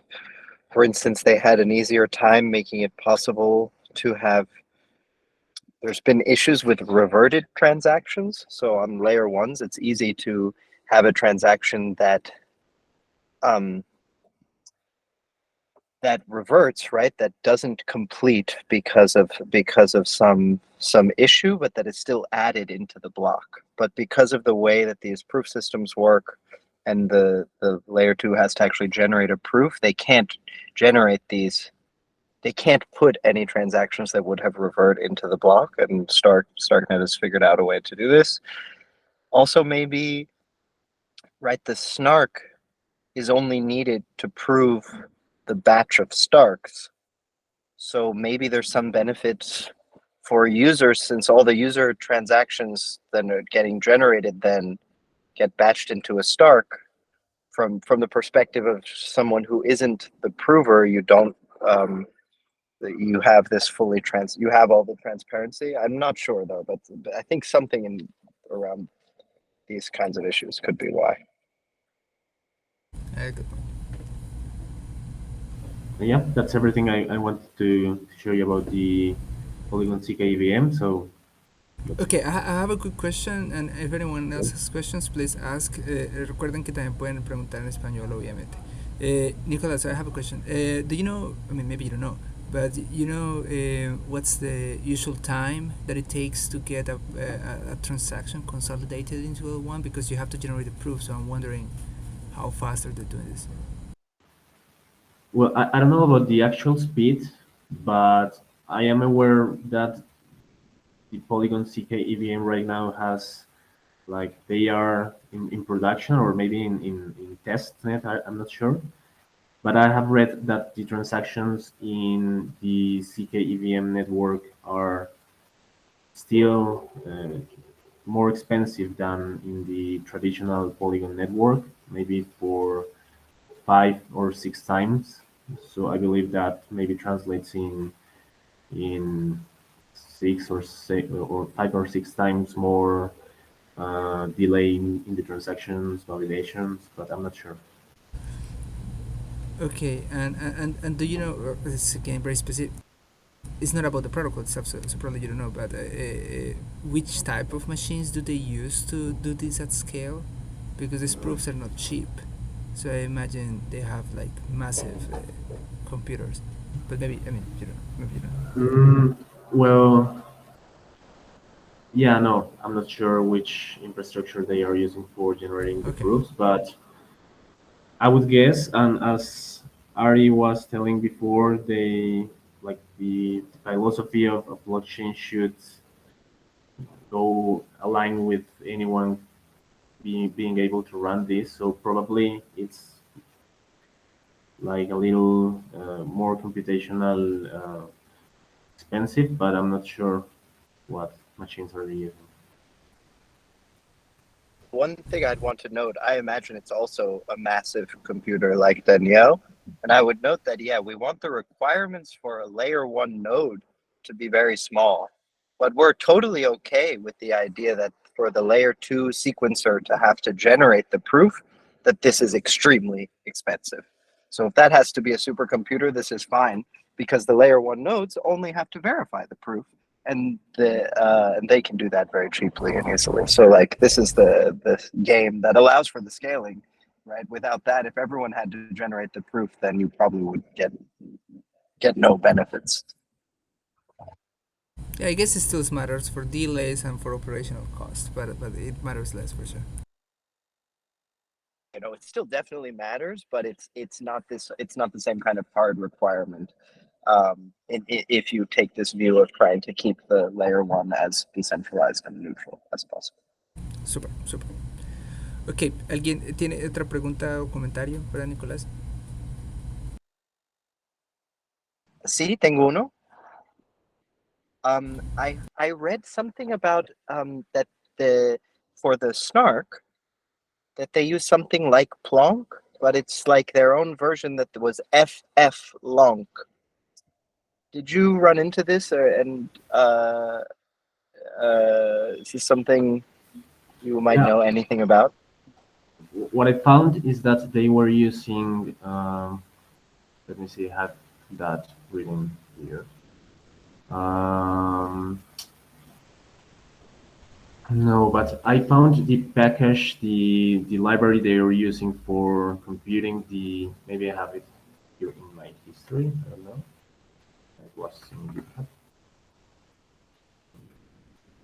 I found that they were using this, but I'm not sure which specific algorithm is this using. There are some hints over here that they were using growth 16, but I don't believe it's the case because of other algorithms that may be faster, but I'm not sure if this package has an implementation of a different algorithm, but they don't say so explicitly over here. Cool, thanks.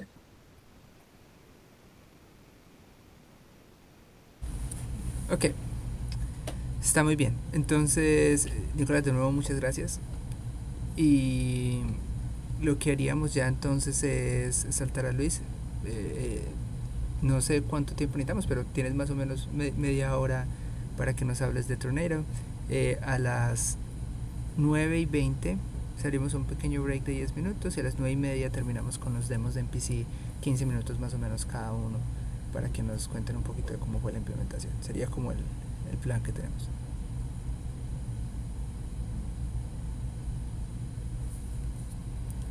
Perfecto, gracias. A ti, Ari, muchas gracias por la participación y gracias, Nicolás, por la presentación.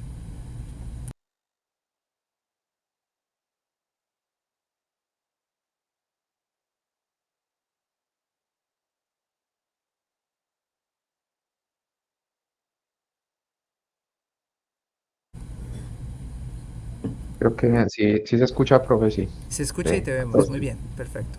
gracias. Bueno, entonces, mi parte sería explicar un poco lo que es Tornado Cash.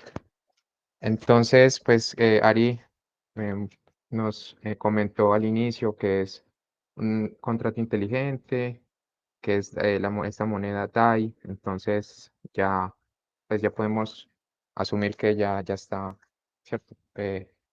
Ese tema se cubrió. Entonces, podemos empezar de ahí. Bueno, entonces voy a empezar. Este Tornado Cash lo podemos ver como podemos verlo como es como un programa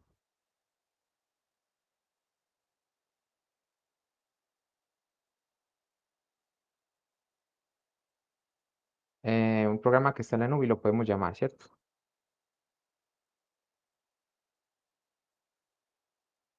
pues asemejando a lo que es un contrato inteligente, ¿cierto? Es lo que hace, eso es como, es el resumen, como la simplificación.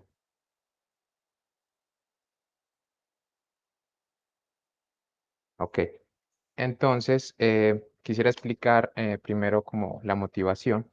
Entonces voy a hacer acá un dibujito. Mm, aquí vemos está Alice. Acá estaría,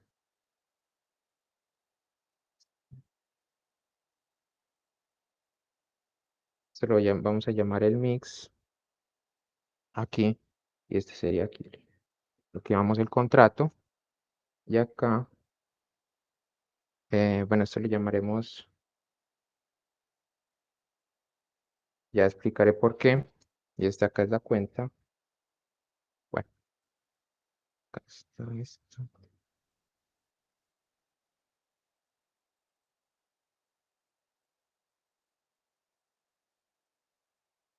Ok, ya. Entonces, ¿cuál es la motivación? Digamos que aquí se maneja, primero que todo, se maneja montos que son fijos. Entonces no se puede enviar, digamos, cierto, digamos 101.5. Aquí solo, en este ejemplo, por ejemplo, se pueden enviar 1000 DAI. Cada persona que quiere, digamos, depositar en este mixer, solo puede depositar en este caso de 1000. No solo Ali, sino muchas personas, pues en este caso, dos más están depositando. Entonces, hay que pensar que el mixer, bueno, Alice como que genera un recibo internamente y esto es lo que le da el mixer para después poder reclamar. Esa es como la idea, para después reclamar el dinero. No, no es que Alice pues da los 1000 DAI y el mixer le responde con un recibo y con ese mismo recibo ella puede después acá reclamar porque o sea, si ese es el principio, no podríamos rastrear que Alice envió desde esa cuenta. Entonces, el principio aquí, digamos, lo que uno quiere contornado es como eso, que, digamos, Alice te entrega, entrega ese recibo y se lo genera y lo que se lo va a dar al mixer y después con eso, con ese recibo, ella va a poder retirar los 1000, pero lo importante aquí, o sea, lo importante aquí es que si Alice u otra persona quiere, pues decide retirar esos 1000 DAI,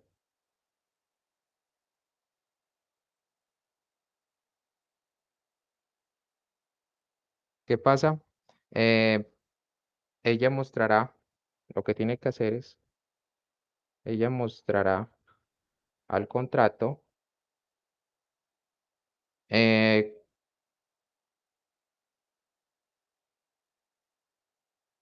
no, perdón. Sí, ella mostrará al contrato que posee esos 1000 DAI, ¿cierto? Eso lo explicaré ahora. Y Y el contrato lo que le proporciona es una dirección a donde depositar. Pero o sea, ahí no, digamos, no puede asociarse, ese es el principio, no puede asociarse esa cuenta a la original de donde se depositó, ¿cierto? O sea, en resumen, se trata de que no haya un vínculo entre la dirección nueva, que es esta de acá, y la dirección original esta. O sea, no hay posible, o sea, si hay la forma en que esas se conecten, ya no, pues este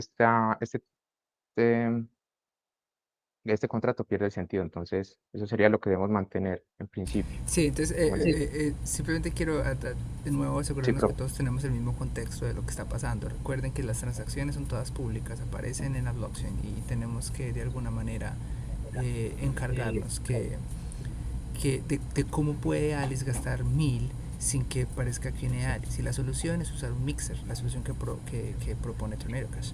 Y es, todos tomamos, 1 millón de personas toman 1000 DAI y los ponen en una bolsa y luego 1 año después, 5 años después, una semana después, cada una de estas personas puede ir con una cuenta completamente nueva que no se sabe que está asociada a ellos pueden ir y reclamar sus 1000 DAI sin que sepan cuáles son los 1000 DAI que está reclamando. Cuando tú vas y reclamas 1000, solo se sabe que está reclamando 1000, que alguna vez metiste 1000 o que alguien metió 1000 y te dio a ti la autorización para reclamarlos, pero no se sabe cuándo fue, cuáles fueron, así que pierdes toda la trazabilidad. Ese es el contexto que tenemos que entender. ¿Está claro el problema que pretende resolver Tornado Cash? Listo. Listo, profe, muchas gracias por completar. Y bueno, entonces ya con eso creo que podemos explicar de por sí ya cómo funciona Tornado. Y voy a, para este fin, voy a tomar un ejemplo. Sí, voy a empezar con un ejemplo. Y en este ejemplo, pues ya 3 personas han metido. Aquí vamos a manejar monedas de 100, listo, para simplificar. Y entonces voy a escribir cómo sería el contrato que contendría en el caso de que ya se hayan hecho, pues hayan depositado 3 monedas. Entonces, aquí iría la parte de lo que hay disponible. En este caso hablamos que son 300 DAI. Aquí iría, voy a escribir, son 3, entonces esto está aquí. Aquí iría la raíz del árbol. Ya voy a explicar qué es la raíz del árbol de Merkle de monedas. ¿Sí? Entonces, sí, puedo empezar, voy a empezar con eso. Listo. Entonces, ¿qué es la raíz del árbol de Merkle de las monedas? Bueno, acá tenemos ya, en un momento explico qué son las monedas, y por ahora veamos qué es el árbol de las monedas. Entonces, tengo aquí una disposición de las 3 que ya están, y el resto de entradas aparecen 0. Eso es como lo que está pasando en ese momento. Listo, en ese momento eh, el árbol luciría como esto.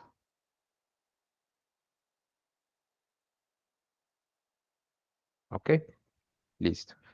Y entonces esta sería la raíz. Eso es lo que estaría guardando ahí. Entonces, acá el programa, aquí en esta parte.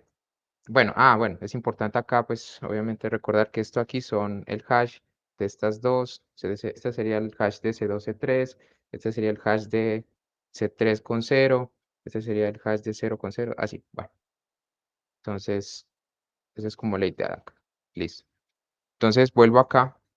Aquí en este cuadro, en el siguiente cuadro, aquí hay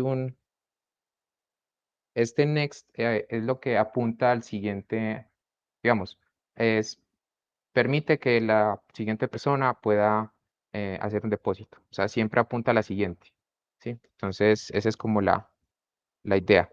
Entonces, como en este caso va a insertar Alice, va a depositar Alice, este caso, esto está en 4, ¿cierto? El contrato estaría en next igual a 4 y aquí se le agrega una Merkle proof de 4. Ya voy a explicar qué es el Merkle proof de 4. Merkle proof de 4 serían estos acá. Vemos aquí estaría donde va a insertarse 4, ¿cierto? Donde sería que, sí, donde se va a insertarse 4. Entonces, el camino, pues la prueba, aquí sería entonces, sería esta, que me permite calcular esto, que me permite calcular esto de acá, y entonces necesitaría esto, y ya con eso podría calcular la raíz. Recuerden que por eso es que vimos Merkle trees. Los Merkle trees sirven justamente porque si tú quieres mostrar, lo vimos en un contexto de demostración, si quieres probar que un input está en un valor que llevó una raíz, solo tienes que proveer los hermanos del camino. Y aquí lo que está guardando el contrato, como lo está mostrando Luis, son esos hermanos para la siguiente posición que está abierta. El uso es diferente al uso que le dábamos en la clase. En la clase lo usamos para demostrar que yo tenía un input en un hash. Aquí se usa de manera diferente, como yo les voy a contar Luis, pero es el mismo principio. Si tienes los hermanos y tienes el input que falta, puedes completar la raíz. Listo, ok, muchas gracias, profe. Entonces, acá Ya aquí lo que se tienen es una lista, aquí se llama los nullifier. Ya voy a explicar, esto ya sería para la parte del retiro, ya tiene sentido estos nullifier. En la parte del retiro ya lo miraremos, pero en principio esto sería una lista, y aquí aparecen estos valores. Hasta como han hecho 3 pagos, supongo que pues aquí deberían haber 3. 3 valores, 3 nullifier. Listo. Muy bien. Entonces, esa es como la idea de lo que aparece en el contrato. Y ahora vamos a hacer el ejercicio de un depósito. Listo, vamos a hacer la explicación acá. ¿Qué pasa si Alice quiere hacer un depósito de 100 DAI? Entonces empecemos acá y expliquemos bien. Alice quiere depositar 100 DAI. Entonces, ¿qué es lo que, pues, qué es lo que va a hacer? Alice va a depositar 100 DAI. Primero, entonces, Alice debe escoger aleatoriamente. Alice escoge aleatoriamente K y R en R. ¿Qué es R?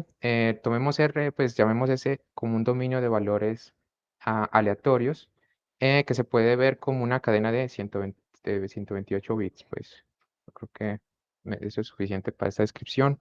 Entonces aquí lo voy a poner igual.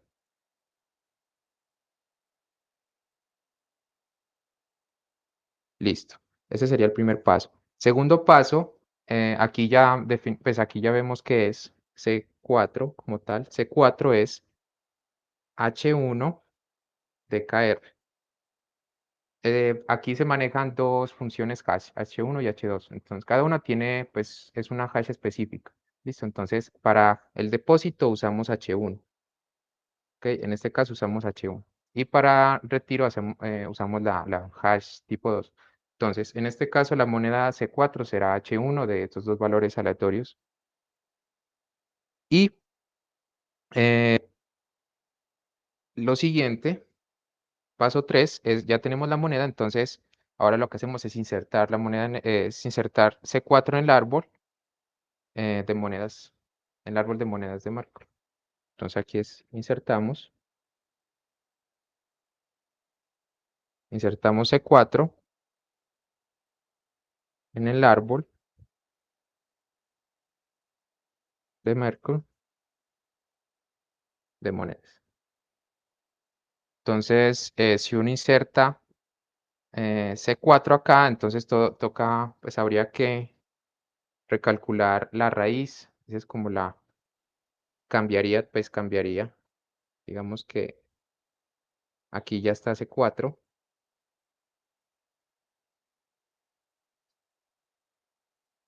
Acá.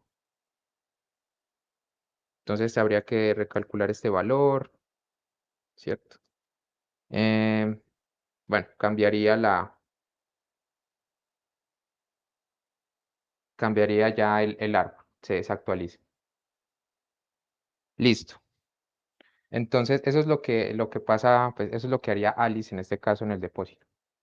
Y ya del otro lado, pues el contrato tornado ya es lo que va a explicar, hace la parte de lo que va a verificar, ¿cierto? Eso es lo que va a explicar. Entonces voy a seguir acá. Entonces, este es el protocolo que sigue Alice. Y lo que hace tornado sería, primero, usa C4, ¿sí? Y recordemos que ya estaba la Merkle Proof de 4 en el contrato, ¿cierto? Ya está ahí. O sea, siempre este es el invariante, pues debe mantener siempre la del siguiente. Ahí en esa casilla, siempre debe mantener el Merkle Proof de la siguiente, la que va a insertar. ¿Listo? Bueno, entonces ya sabemos que este Merkle Proof ya lo tiene el contrato, entonces esto, recordemos, ya lo tiene el contrato. Entonces toma C4 y esta Merkle Proof de 4 para calcular y actualizar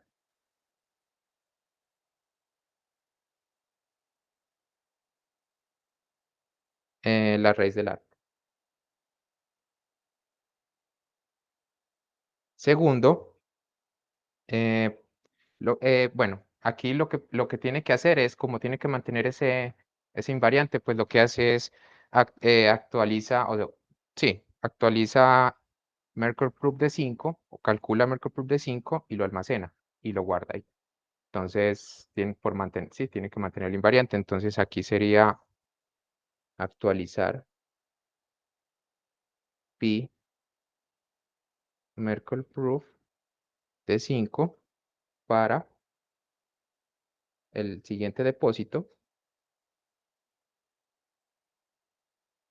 Y eso sería como la parte de la... Esa sería como la parte de la verificación que hace Tornado. Listo. ¿Cuál Tiene una sería esa? pregunta hasta ahí. Sería anotar. Listo, profe. Sí. Si alguien tiene una pregunta hasta acá, o sea, lo que está pasando es, Alice le envió el contrato C4 y el contrato dice, ok, alguien más depositó, entonces tengo que alistar la posición 5 para que la siguiente persona deposite, entonces tengo que asegurarme que mi árbol refleja correctamente el input que está en este momento y que la raíz pues corresponde a ese input, y para eso utiliza la Merkle Proof que estaba guardada, que es con el nuevo valor de C4 y con el camino puede recomputar cuál va a ser la nueva Merkle Root. ¿Hay alguna pregunta, chicos, para Luis en este momento? Súper. La Merkle Proof de 5, digamos, aquí iría C5. Entonces, la Merkle Proof de 5, para ser claros, sería esos, acá, como explicó el profe, los hermanos, ¿cierto? Tenemos que tener en cuenta aquí los hermanos. Entonces, ese sería aquí, para ser específicos, Merkle Proof de 5. Muy bien. Ya con esto, podemos ya pasar a la parte del retiro. Listo. Entonces, acá tenemos a Bob. Ahorita explico, puede ser, y digamos aquí por simplificar, vamos a tomar los mismos valores.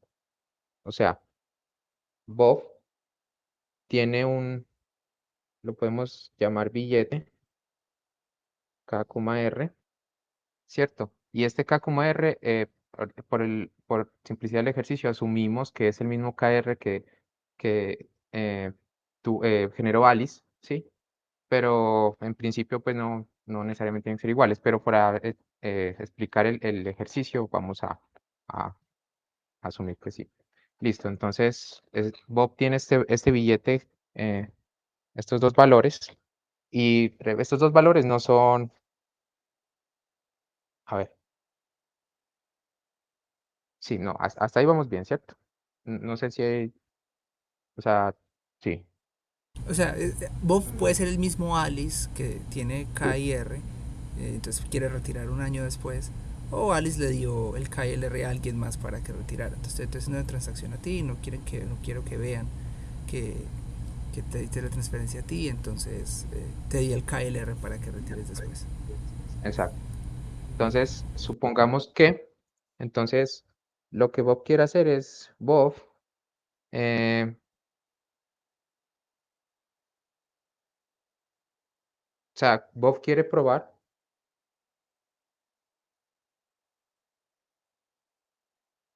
que tiene ese 4, ¿sí?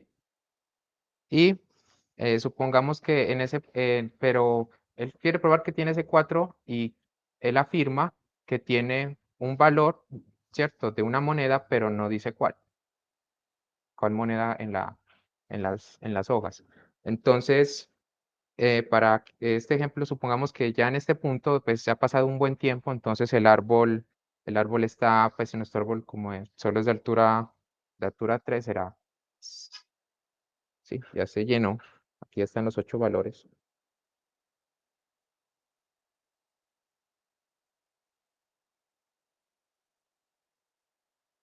ya está completamente bien. Eso sería.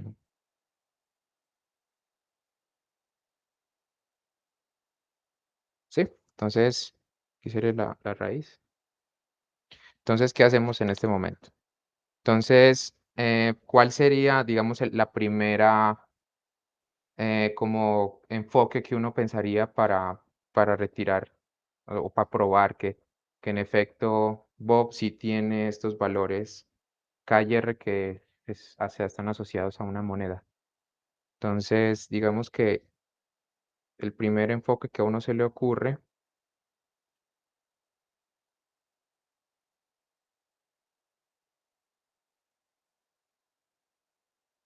la primera forma que a uno se le ocurre sería, claro, yo le doy el valor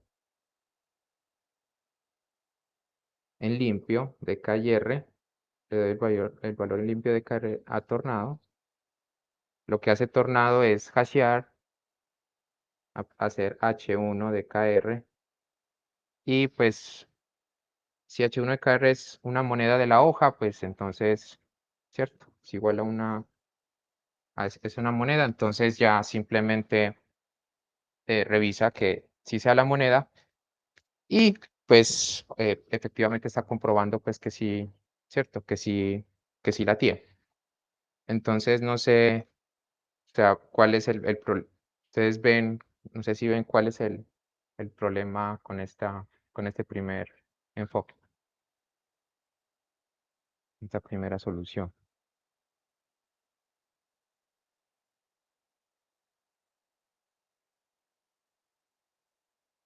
O sea, para refrasearla de nuevo, le están viendo KR y el tornado está verificando, ok, yo hasheo, la función hash es pública, y miro si es igual a uno de los CIs. El tornado cache en principio no tiene todos los Cs.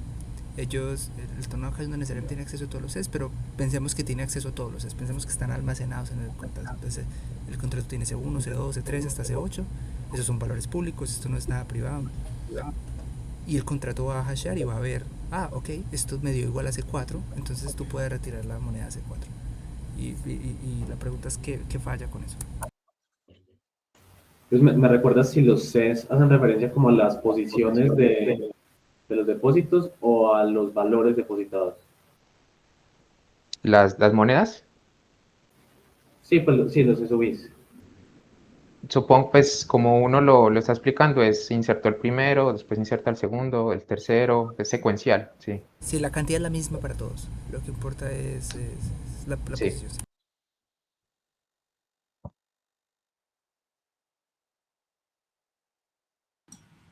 Pues uno de los, no sé si alguien más puede ver KR. Si alguien más puede ver KR, no, ya sabría que viene de Bob.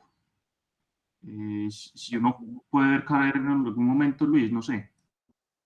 Sí, sí, exacto. O sea, si uno tiene, si, digamos, a ver, este enfoque, ¿por qué no funciona? Porque pues, es posible, aquí se pierde la privacidad. O sea, aquí es posible rastrear quién hizo el envío. Ah, sí, dice efectivamente Alice hizo el envío tal día y pues, hizo el envío de tal moneda tal día. Entonces ya pues, Tornado ahí ya no perdería su función, porque ya estoy linkeando pues las dos cuentas. Entonces ahí se pierde pues, esa parte por dar callar. O sea, Pierde la privacidad. la clave, Hernán, es que no puedes decir, estoy retirando la moneda número 4, porque se ve en el historial que la moneda número 4 la metió tal cuenta. Entonces, está retirando la moneda que tal cuenta entró. Entonces, está linkeando las dos cuentas. Ah, claro. Sí, se me olvida que Bob puede ser Alice, entonces también Sí. puede pasar eso. Entonces quedaría ahí como, sí.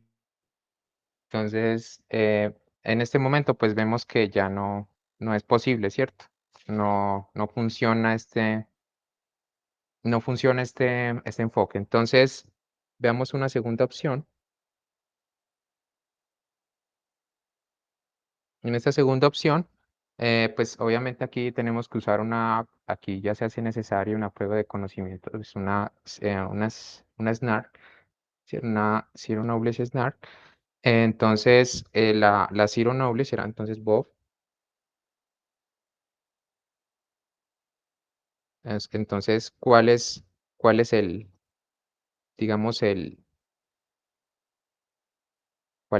enunciado? ¿Cuál es voy a anotar primero el enunciado de la prueba? ¿Qué se quiere probar? Probar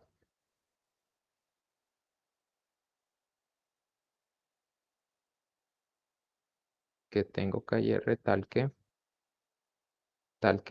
H1 de KR está en alguna posición de la lista de C1 hasta C8. Cuya Merkle, acá hay una observación al final. Cuya Merkle root es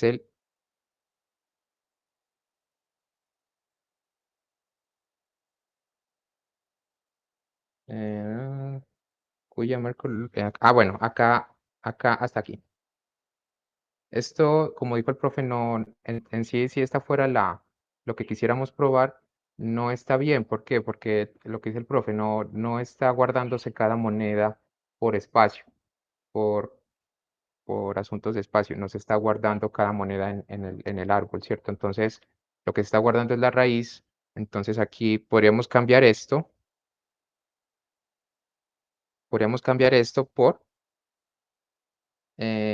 por la raíz aquí, cuya Merkle root es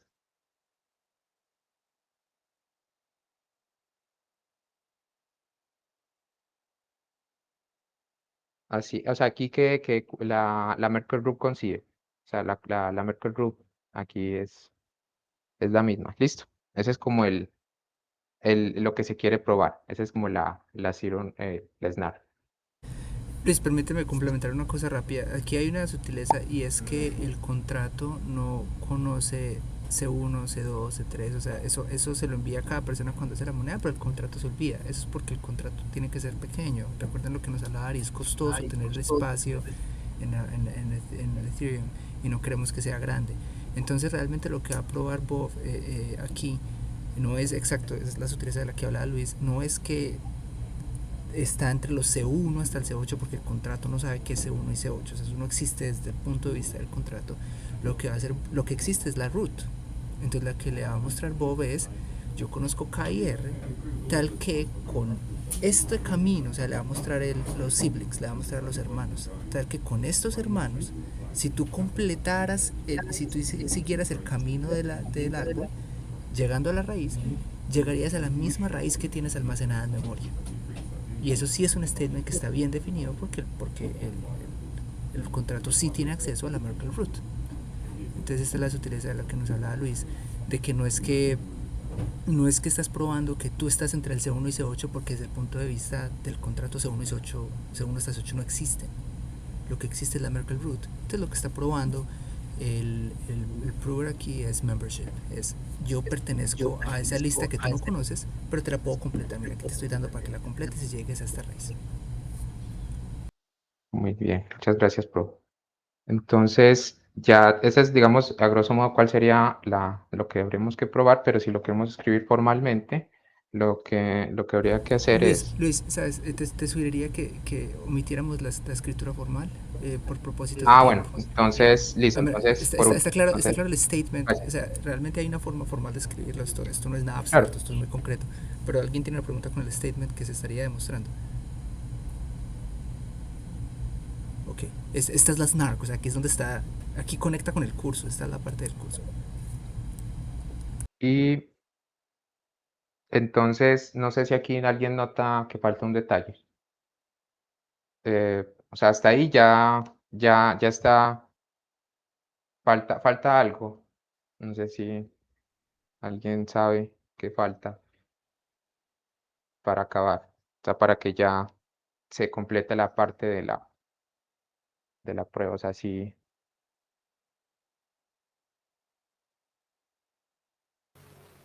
Digamos que a mí me queda faltando como, listo, el contrato ya como sabe que se retiraron los fondos después de Ya, haber exacto. jugado. Sí, es eso.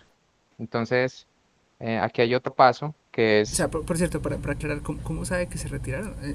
Pues para aclarar que la pregunta es la que Luis va a responder. Cuando el contrato verifica la SNARK, el contrato literalmente retira los fondos. O sea, el contrato, la SNARK validó, muy bien, entonces te voy a enviar esos 1000 a la cuenta que me estás pidiendo. Esa no es tu pregunta, ¿cierto? Sí, es como dejar el registro de que se retiró para que no se vaya a Eso, duplicar dos correcto. veces. Quería Sí, es verdad. aclarar precisamente porque que se retiran, claro, el contrato les va a tirar. Pero entonces, ¿cómo no vuelves a retirar los mismos si no sabes qué fue lo que retiraste? Entonces aquí ya tiene sentido estos. Esa es la lista de los nullifier, que es como la constancia de que ya se usó esa moneda, ¿cierto? Ya se retiró.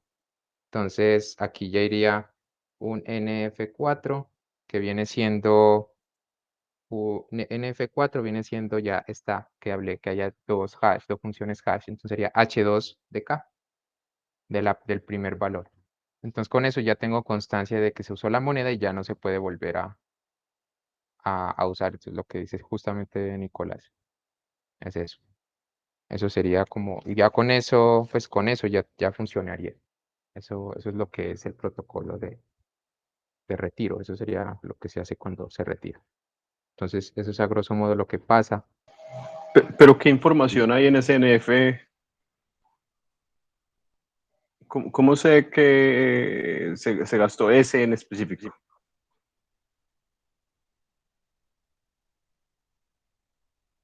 Mm, o sea, yo creo que, bueno, lo que se hace simplemente es, si digamos Bob tiene un nullifier, simplemente es corroborar que ese nullifier no esté en la lista.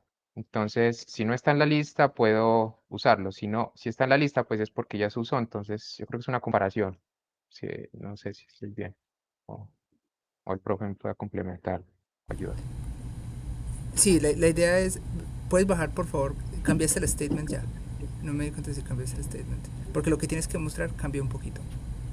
Entonces, si tú, si tú vas abajo, sí, entonces lo que vas a hacer es, tú tienes que demostrar que conoces K y R tal que está en esa lista y lo demás.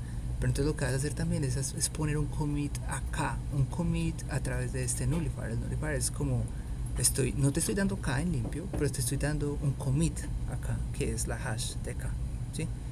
Y esa hash pues no revela cuál es, pero si yo quiero volver a reclamar este dinero, tengo que después volver a dar un K, el mismo K y el mismo R. Y el contrato, pues tengo para poder pasar el test, tengo que probar que estoy usando el mismo KLR que este nullifier que te estoy dando. Pero este nullifier que te estoy dando, si lo estoy reusando, es el mismo nullifier que ya usé antes. Entonces es imposible para mí darte el mismo K y que lo vuelvas a usar. Ya. Entonces tiene que ser parte de esta prueba y tiene que ser Eso. un commitment aquí, tiene que estar ligado a la prueba. Esa es la parte que por eso Sí. te decía que Luis faltaba Bien. modificar la prueba. O sea, aquí, sí, falta un paso acá. Sí, el Sí, profe. statement cambia. El statement que pruebo ya es, sí, conozco K y R, donde K es el K de este commitment que te estoy entregando en limpio, que vas a meter allá en los nullifiers. Y si después quiero volver a reclamar, tengo que volverte a dar un nullifier que no puede ser el mismo. Y ya, pues no voy a poder, porque la única manera de ganar esto es con el mismo K. Sí, Y incluso eso está escrito ahí en la parte formal, está escrito, pues, ahí va, yo, está. yo, yo tengo una pregunta. Supongo entonces que el R debe ser lo suficientemente grande para que no colisione ningún K. Porque ¿qué pasa si yo saco un K que ya fue nulificado? No vas a sacar un K que ya fue nulificado. O sea, la idea es, estos espacios son tan grandes que es lo mismo que una Exacto. llave. O sea, tú puedes generar ya una llave de Ethereum, la que quieras. Y puede ser que de coincidencia le pegues a la llave de Vitalik, ¿cierto? Pero eso no va a pasar. O sea, es muy Sí. difícil que te... Entonces, Es improbable, ¿cierto? Es sí, improbable. es Ok. improbable, correcto. Sí, Una puede ser que de pregunta casualidad te dé general. algo. Ajá, sí. Es este tornado, ¿quién lo está corriendo? O sea, ¿quién mantiene esa lista de NFs? ¿Quién está manejando todo eso? ¿Quién? Si quieres, Luis, respondo a esta, ya que entiendo que la parte de los contratos inteligentes es un poquito más nueva para ti.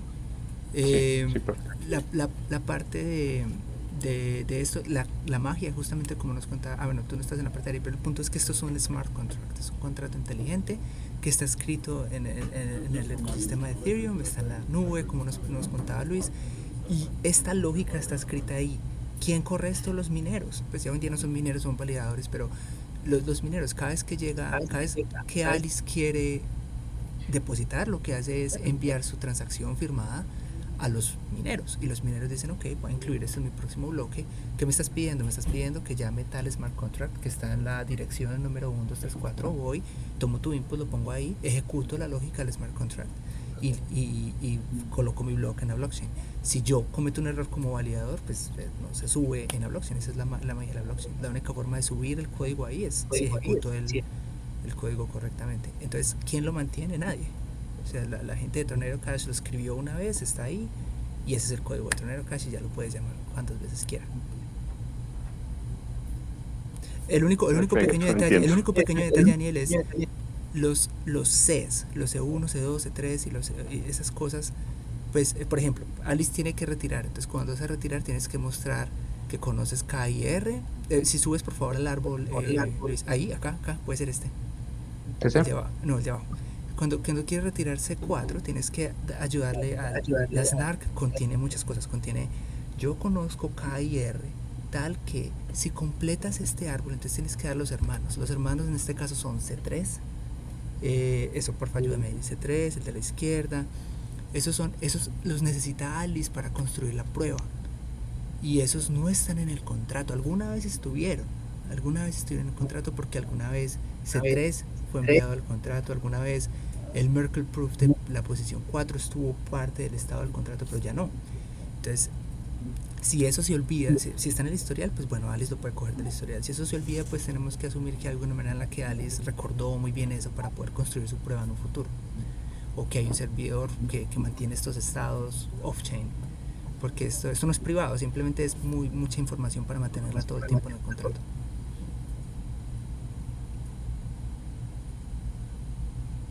Entiendo.